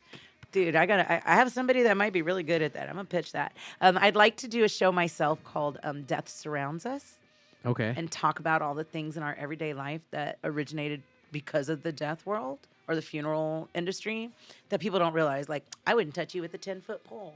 That's a death saying. That's a cemetery saying. Really? Oh, yeah. Never knew that. Nobody knew that. Everyone's like, that's just a long pole I won't touch you with. No, it's the sexton's pole. The sexton runs the cemetery. They're the ones that bury the bodies. And a year and a day after that somebody goes into a mausoleum, they take a 10-foot pole. They push the remains into the back, into a little cistern at the bottom. So there's room for the next body. That's why there's like 50 fucking names on a mausoleum. Because a mausoleum is basically a very slow crematorium. So it kind of slowly incinerates you. And then they just push it all to the back. And they usually have like a little cavern underneath and a little opening. And the sexton uses his 10-foot pole to push those remains back. And there you go. So I wouldn't touch you with a 6-foot or a 10-foot pole. Damn. Never knew. See? Never stop learning, guys. Fuck. So I think that would be a fun show. I could probably do 7 or 8 episodes. And like one on how to read headstones, maybe. Or, different forms of burial. I think that would be really neat. That'd be fucking crazy. Yeah. I interviewed once. I forget the gentleman's name, but he was a LA coroner. And holy fuck. The craziest shit, right? Yeah, that. We did a video. Okay, that's got to be in your top 10. You know what? Yeah. That one, I think the Flat Earther, David Weiss. That was so good. That was a really good episode. Yeah, I got some shit. Yeah, you're like, oh, now the wheels are spinning. Like, I mean, live performances alone. I mean, we had Clive Farrington on stage here.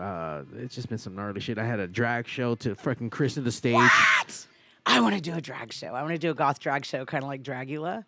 Have you ever seen Dragula? That show's fucking epic. No, I have not. Love you, Boulet Brothers. Thank you. No, it's goth drag. Dragula. Like, they murder them at the end of the show. Everybody gets their death scene if they get kicked off the show. The 2 people that run it, the Boulet Brothers. Oh my God, their costuming and makeup, they're stunning. They're every woman that every woman wants to be in the goth world. And, it's horror drag, so you don't get like all that glam. I mean, you do, but it's great. If you haven't watched it, go fucking watch Dragula. I think they're on season 4 or 5. And you know where they got that name? Where? Everyone thinks it's because, drag and Dracula. No, that was the name of the car for the Munsters. Or was it? Yeah, it was the Munsters' name of their car. Dragula. What? Yeah, I think it was the Monsters. It's one of those shows, one of those Cars. one of the cars from, it was the Monsters, the Addams Family. I want to say it was the Munsters. Their car was called Dragula. Oh, shit. It just fucking fit, even though you think it's going to be... Perfect. Dude, I love it. Like, they have this opening scene where they're exercising, right? The two Boulet brothers, while they're talking about the people on the show, and one of them, they're like, okay, are you ready? I'm ready. And they're like, stab the man, stab the man, stab the man, kick the dead body, kick the dead body. I'm like, that's the workout I want. That's the kind of workout class I want to go to. That sounds like a blast, right? Whatever the motivation needs to be, regardless of it's kicking your enemy's dead body, because that's what's going to motivate me. Boom. Bam, or, fuck cleaning you. cobwebs on the ceiling. Whichever. But so I really like to do a drag show. I just met a girl who opened an art gallery at Victoria Gardens, and we've talked about doing a fashion show. Ideally, to start with, I think we're just going to invite a lot of people who create fashion and say, hey, submit pieces and we'll get models and we'll showcase all your pieces in a fashion show. But ideally, what I'd love to do eventually is do a fashion show of each style of goth. Maybe from the history of goth from the beginning to now, kind of see the progression in one fashion show. That'd be really cool. Wouldn't that be fucking rad? I will watch that on SubGoth TV for sure. I hope so, because it's going to be on SubGoth I TV. believe it. Everything I do from now on will probably be on SubGoth TV. Next thing, you'll be SubGoth reality show, following you around with your cameras. We've actually talked about that. I've started taking a GoPro out with me. We want to do a show called Goth Empire, right? So it's not just Inland Empire. It's the Goth Empire, the worldwide empires of goth. Like, we are an empire among ourselves, really. And until recently, like you brought up, it's been a very tucked in, secret, mysterious kind of subculture. And now it's just getting blown the hell wide open like a big volcano. Yeah, it's weird. It is. I don't like it. You don't like it? No.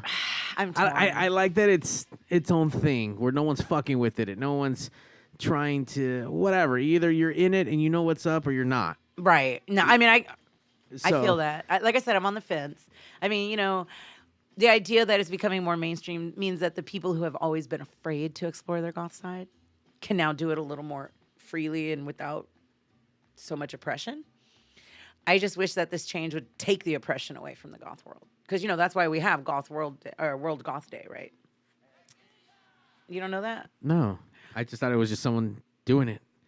No, May 22nd is World Goth Day. I mean, we want to recognize goths, but it's because a girl and a guy were murdered for just being goth. Gosh, I have her picture here. I can't remember her name. I can't remember her name, dude. I just had it in my damn head. Was that here, or was that Sophie Lancaster.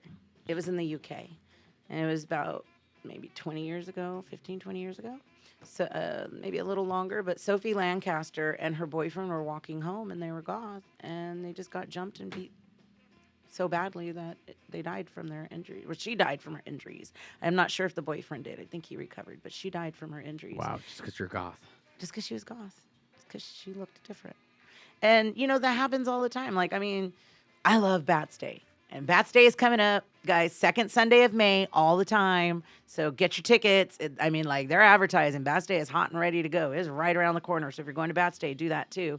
But like at Bats Day for years, not this last time I went because we didn't get in until real late because of Disneyland's problems, but a lot of times for years, like especially in the 2000s, it was like, why do you look like that? Excuse me, you're scaring my kid. Where's the funeral? Oh my God, is there a costume party? Just that condescending, patronizing shit that you're like, shut the fuck up. Why are you dressed like a Barbie? Right. Don't you know she's not real? Her measurements aren't even realistic. Go change your damn clothes. Like, we're not rude like that to them. I mean, why are you wearing a jersey? You're not a football player. Not even like half the size. Well, actually, they're probably over fucking fat, but yeah. Yeah, absolutely. Absolutely. So, I mean, I'm torn on that still. I love the goth world, and I think everybody should be immersed in the goth world, or at least get a glimpse into like how awesome it really is. Because like in TV, for many years, the goths and the punks had the chains, and we're always the bad guys, and we can go start some trouble, and do some drugs, and fuck in the alley, and like that's not goth. Dude, you know how many venues have called me this last year and been like, can you bring the goth scene here or the punk scene? Because you guys don't really fight. You clean up after yourselves. You handle your shit. You're respectful. Like, these other scenes are like fucking shooting each other and bleeding all over the dance floor and fucking people up every time they look sideways. Can you just bring your group? We want to change to that scene. And it's been amazing because a bunch of venues are just like, please come to us. Wow. When the hell has that ever happened? Hardly ever. Unless you're a fucking great club that doesn't bring any fucking drama. Which is all the IE clubs. Like, we're a family in the IE. Like, I know April 22nd, the night before the tea party, is Death Before Synth Pop. Love that night. It's for the older people, you know, like us old school people. Those are our DJs from the old days that are still spinning. Nice. And they're playing the older stuff, some Knights Rib and some Front 242. Yeah. You know, some old fucking Revolting Cocks. And, you know, shit you heard in the clubs in the 90s and the early 2000s. And, you know, all that hardcore Rivet Head, industrial, that some claim isn't goth. It is goth. I was there. I know. So, you know, it's just really neat that all of the clubs locally have done really well. They bring in large crowds, dude, and goths drink, boy. I tell people, venues, like, no, you got to have hard alcohol. You only got beer, we can't do a goth club here. Goths don't drink beer. We drink real drinks. Like, we drink liquor. Yeah. Get your liquor out. That's what we want. So, Are the goths partaking into the white claws? yes. Yeah. I think Infiltrated. everyone has been brought into the White Claw clan. Like, it's the White Claw cult. Those aren't too bad. I'm a Mike's Hard Lemonade girl, or you know. I don't think I ever Smirnoffs. tried one of those before. It's very girly. Yeah. I don't like to taste my alcohol. I want to get drunk like I'm drinking on Kool-Aid. It's so much more fun. Same. But I don't really get drunk anymore either because I'm usually the designated driver, or I'm alone, so I have to drive home. But also, like, I had an alcoholic roommate. That opened my eyes to a lot of stuff. And then I started noticing, like, goth people are kind of, not goth people are fucking rad even when they're drunk. But drunk people sometimes do some crazy shit. And I like to be the one the next day to be like, I'll tell you why you have that bruise on your ass. You don't remember? Let me tell you everything that happened last night. I like to kind of be the record keeper, so I try not to get too fucked up. To see everyone get fucked up in the alternative at nighttime. It's a blast. It's something else, man. You see them demons come out quick when the barriers are down. But even then, I never really see people fight. I might hear some, you know, fuck you. But, I mean, it's very rare you see people touch each other, put hands on each other. And if they do, it's over before it really starts. One swing, everybody's on them. Stop. Knock it off. And the thing that I find fun, right, like Dominion, our Thursday night regular club in Riverside, it's free to get in, 21 and over. All of us go there all the time. So, like, there, if you want to get in a fight, it's not happening. If you want to start shit, it's not happening because everyone's just kind of like, whoa, dude, chill out. But the other thing, too, is, like, they're in a hip-hop club other nights. So we get all kinds of people that come in there that aren't goth.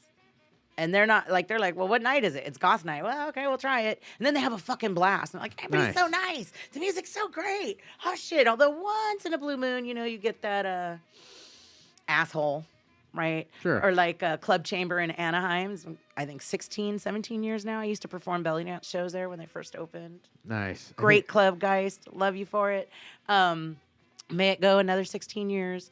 But they have 2 rooms, and sometimes people come from the other room, and we're like industrial, you know, punching, kicking, elbows, arms, flinging in all the directions, moving all over the floor. And one time I was there, and this guy was like, that motherfucker hit me. And I was like, no, you walked into his arm. No, he fucking punched me. I'll kick his ass. And I was like, take a minute, bro. Step back. Look at the floor. If you can't handle that shit, don't walk across the fucking dance floor because you're going to get punched. He ain't trying to punch you. You just ran into his fucking arm. He's just dancing. If you don't understand that, go back to the other fucking side. And he was like, oh, all right. You know? Like, fuck around and find out. But on that side, somebody runs into you. Now they want to fight. And everybody's throwing fists. And we're like, nah, dude. It's not like that here. You want to throw fists? Wait till the next industrial sun comes on and throw it all the fuck you want. Just don't throw it at anybody particular, right? Like, just throw it in the air and at the floor and at the sky and wherever else. Just fucking play nice. That's all it is, man. And most of the people in the goth scene are nice. You know, alcohol is the number one reason people aren't nice. And usually it's a specific event, you know, she looked at my boyfriend or whatever the fuck. You know, it's usually kind of petty. So a lot of us will step in and be like, dude, not worth it. Fucking calm down. You want to get 86 for 3 months? I like dancing with you. Knock it off. You know? Be smart about it. Yeah, and as far as 86ing people, like, people think it happens all the time. It really doesn't. But promoters do talk, guys. You fuck up at a club, a lot of promoters are going to know, and they may not let you into their club for a while. So. Oh, yeah, we all talk. Yeah, and We all there's know. been a lot of canceling going on lately, you know, but people are getting called Oh, out. I just saw who just got canceled. Some band star. Oh, yeah, we're not going to mention the name. Okay. And he put out a public apology, tried to explain. And, you know, kudos. There's a couple of people. There's a few DJs, some bands, some party goers. I had to ask some people because they were going to events and shouldn't have been at them. And, you know, promoters get shit, though, you know. Fuck you. How dare you cancel me? You know why I'm canceling you? Because those other 800 people over there deserve a safe environment, and you're not safe. So go fucking somewhere else. I don't get the whole cancel stuff, especially when you let the people back in. I don't let them back in. But When people do, and then there's promoters who they just don't care. They just want their money, and they let them in the clubs, and people are like, oh, that fucking guy, you know. Nah. But a lot of it, too, I mean, unfortunately, goths are people. People are drama. Whether you're goth or not, you're fucking drama. Shit happens, and shit talk happens. So I go on, I accuse you of something, and now 90% are going to believe me and 10% aren't. What does the promoter do? Do I believe you or not? You know what the promoter does? I made an allegation against the people I kicked out. One was a registered sex offender who was going to all-age events, and he wasn't supposed to be because he was registered for sex offending under 14. Oh, shit. And I found out and was like, please just don't come back. Of course, they've started this huge smear campaign. That was like a whole nother fucking thing I don't want to get into. But, you know, a whole nother thing I got spinning over there. Jesus Christ. Too many plates. But, you know, I kind of, like, my attorney said, like, you have to put a post up for 24 hours notifying the community because if something happened, they need to report it. You are responsible. I am responsible. I held the event. I allowed them to be at my event. I didn't know, or he never would have been at my event, right? But, you know, so they're, oh, we got canceled, da-da-da. But what the other promoters did was they DM'd me. Okay, you made this allegation. Show us the proof. Here's where I have my proof. This is what I'm working off of. Good enough. And that's what promoters will do. We're not just going to go, oh, okay, you said they're an asshole, then they're not coming in the club. Right? Because the people that I outed too, it's come to find out there's like 7 or 8 people who have sent me screenshots that they were harassing them, threatening them, basically told them they were canceled. They were 86. Everybody had their photos and they'd get jumped when they came to the events. So, you know, that's called gross interference of business. Now you're taking business away from all the venues and people because you have a personal problem with somebody. Promoters don't give a shit. Now, if that somebody is harassing you and you have a restraining order, that's another story. That person beats you regularly, that's another story. You were sexually assaulted by that guy in a back alley when you were drunk, that's another story, right? I mean, everything is kind of individual. You have to look at each thing individually. But promoters do talk.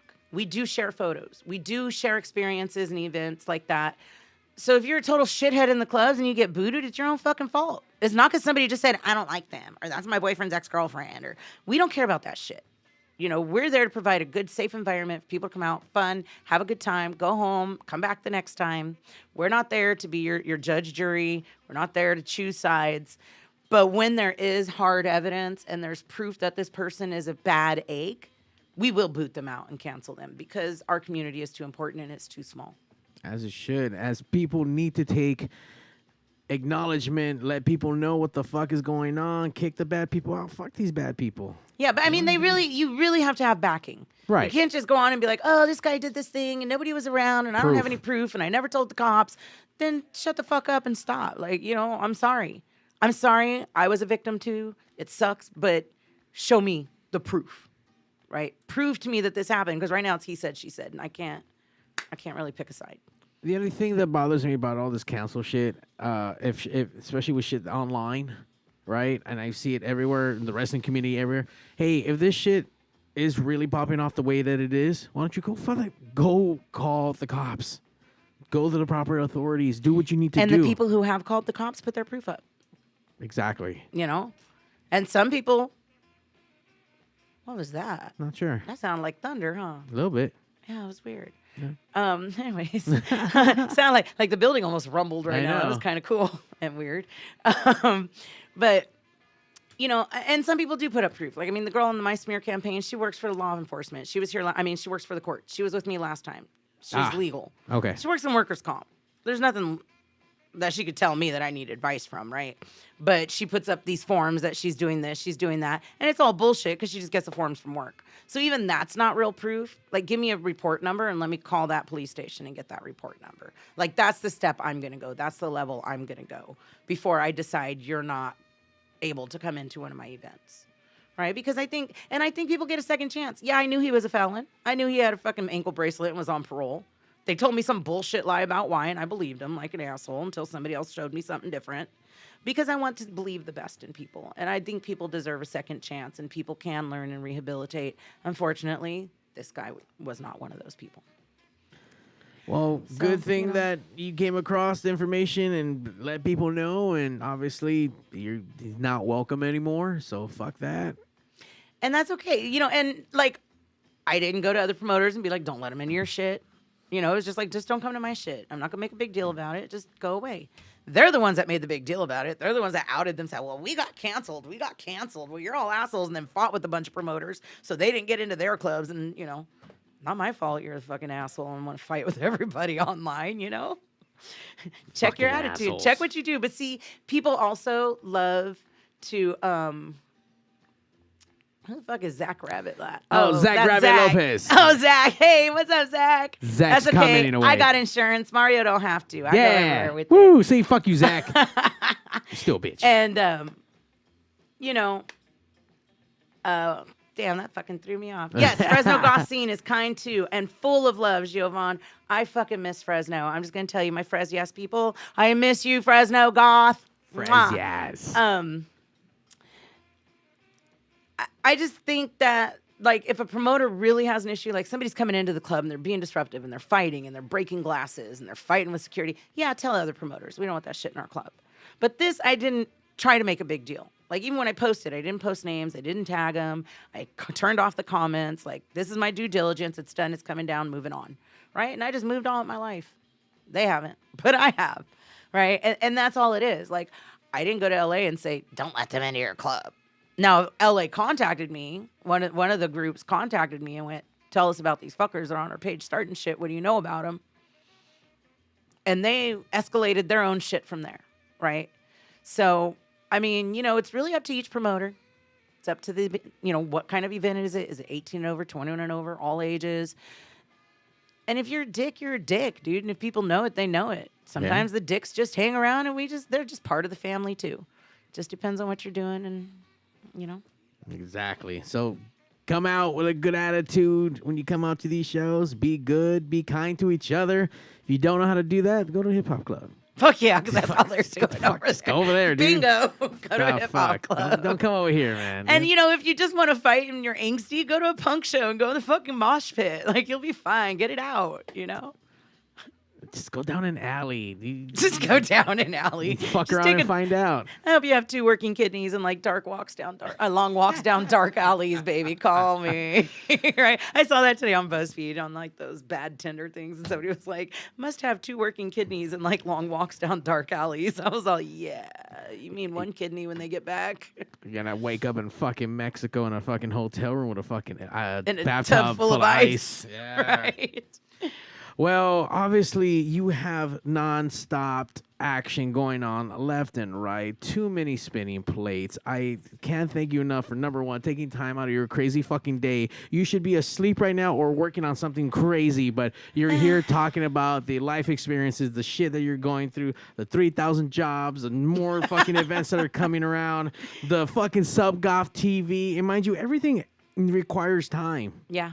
I don't know how you're doing it because I don't know how this show suffers because I'm so involved with my other projects and my other endeavors and my productions and editing and whatever the fuck. So this show suffers. I don't know how the fuck you're doing it.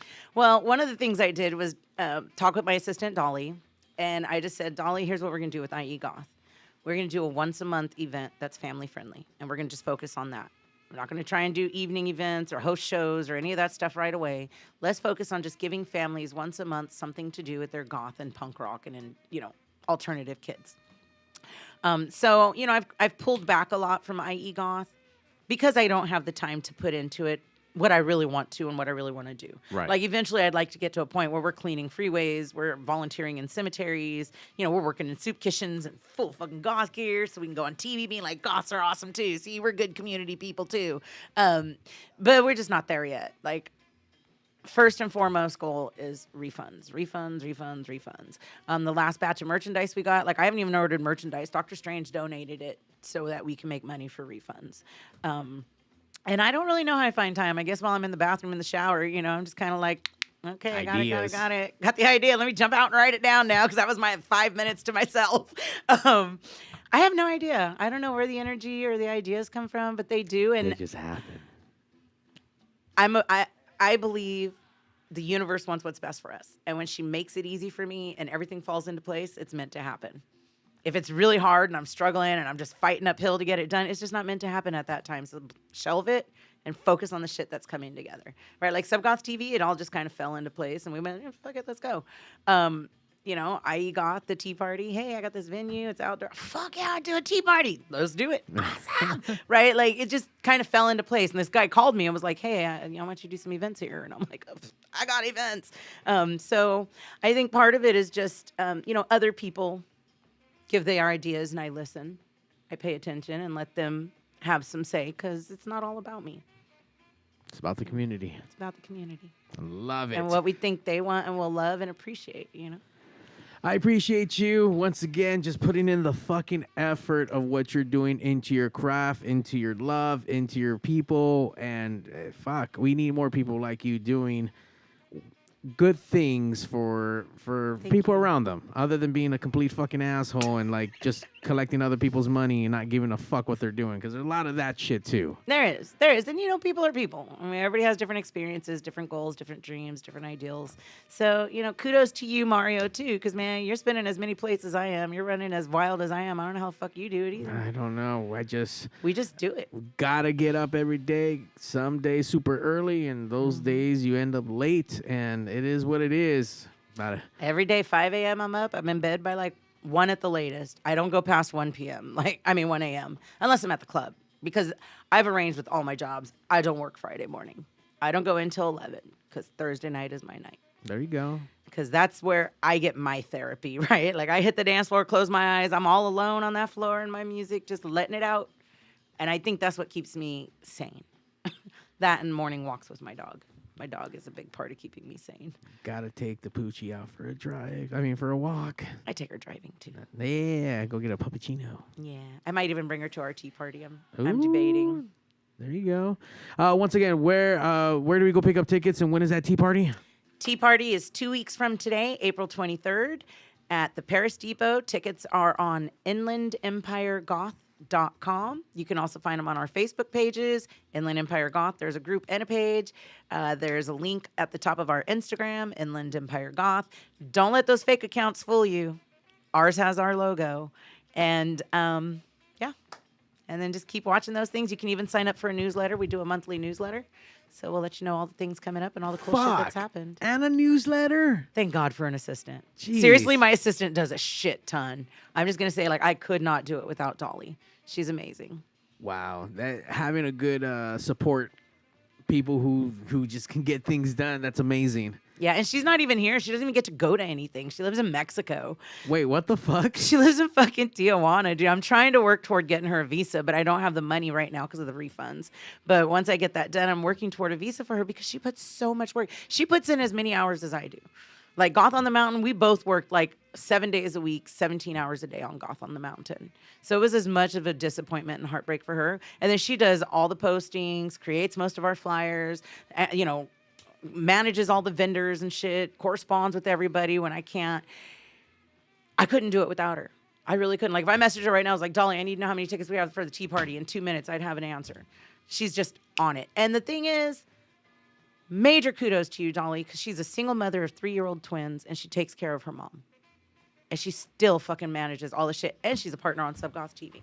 Jesus. So we got to get her out here, man. We got to get her to California. We need to get Dolly out here. For the next big amusement park event. I don't care what I have to do. If I have to smuggle her in a backpack, I'm bringing her to the damn event.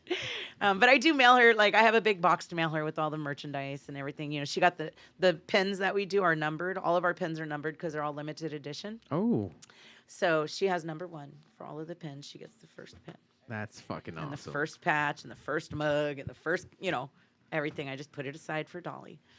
So next time we go to TJ, I'll make sure to fucking hit her up and go say hi. I like to go out there for wrestling. A lot of wrestling out there. Oh, yeah.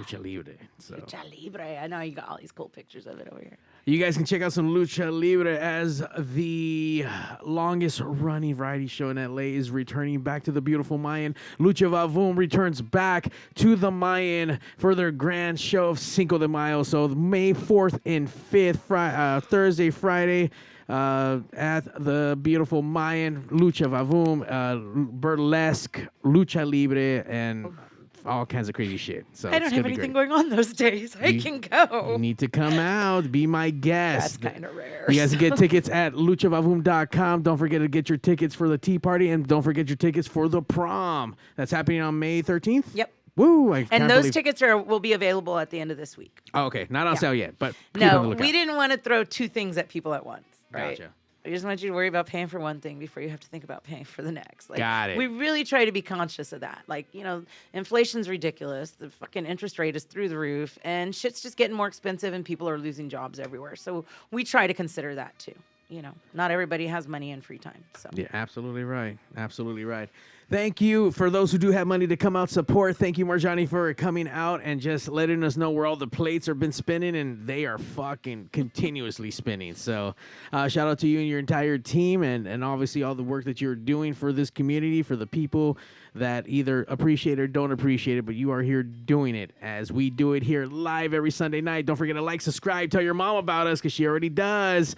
On that note, Pigs will be, well, fuck. Let me see. What's our next show? Blah, blah, blah. See, this happens when you're too busy sometimes. I know. The plates looks get like confused. So we're off next week and possibly the week after. So as of right now, March 6th, we'll be back. That's going to be a Saturday and a Sunday, the 7th. So catch me out in Coachella. Bring me some water. I don't know. Hopefully I'm not dead or anything. I mean, yeah, and if you're at Punk Rock Bowling, come see me at the Dr. Strange booth. That's right. When's Punk Rock Bowling? Punk Rock Bowling is Memorial Day weekend in Las Vegas. Oh, I might be out there for some wrestling stuff for AEW. Oh, my dude, if you are, hit me up, man. We'll hang out. I'll go out there. It's in North North Vegas by Fremont Street. It's at Zappos this year. And last year they had 15,000 in attendance every day. Jesus. And if you want to see a sea of punk rockers, man. That's the place to be. Fremont Street is just patches and vests and mohawks and sexy boots. That is my favorite out of all Vegas. Gotta love Fremont. So where all the freaks and geeks go. So exactly. Thank you so much, Mario. Thank you. I freaking love coming on here. Thank you for all you do for the community and everything you give us. And, I can't wait to see you at some of our events in the future. I plan to make it out there. As far that I think that it may be, I will make the effort to go out to the 909 and go visit. I'll come pick you up. Oh shit, that's a big fucking loop. I'm down. I got you, boo. There we go. On that note, good night. Good night, everyone. And now, Happy ladies Easter. and gentlemen, Happy Easter. Hey, yo, DJ, stop the music! Countdown! 5, 4, 3, 2. Initiating shutdown sequence. 5, 4, 3, 2. fuck you, fuck you, fuck you. You're cool. Fuck you, I'm out. This show may cause birth defects and/or cancer. Void where prohibited in the Southern United States. Official sponsor of the Special Olympics. Not really. 2% financing available for nothing. See your official Toyota dealer for recall as penalty for not buying American. This show may cause massive amounts of marijuana consumption. This show has been a joint venture of cockballs and ass. Free sale tossing available upon request. Visit robertreese.com. Sexual relations among cousins is not incest. Thank you. That will conclude this evening's entertainment.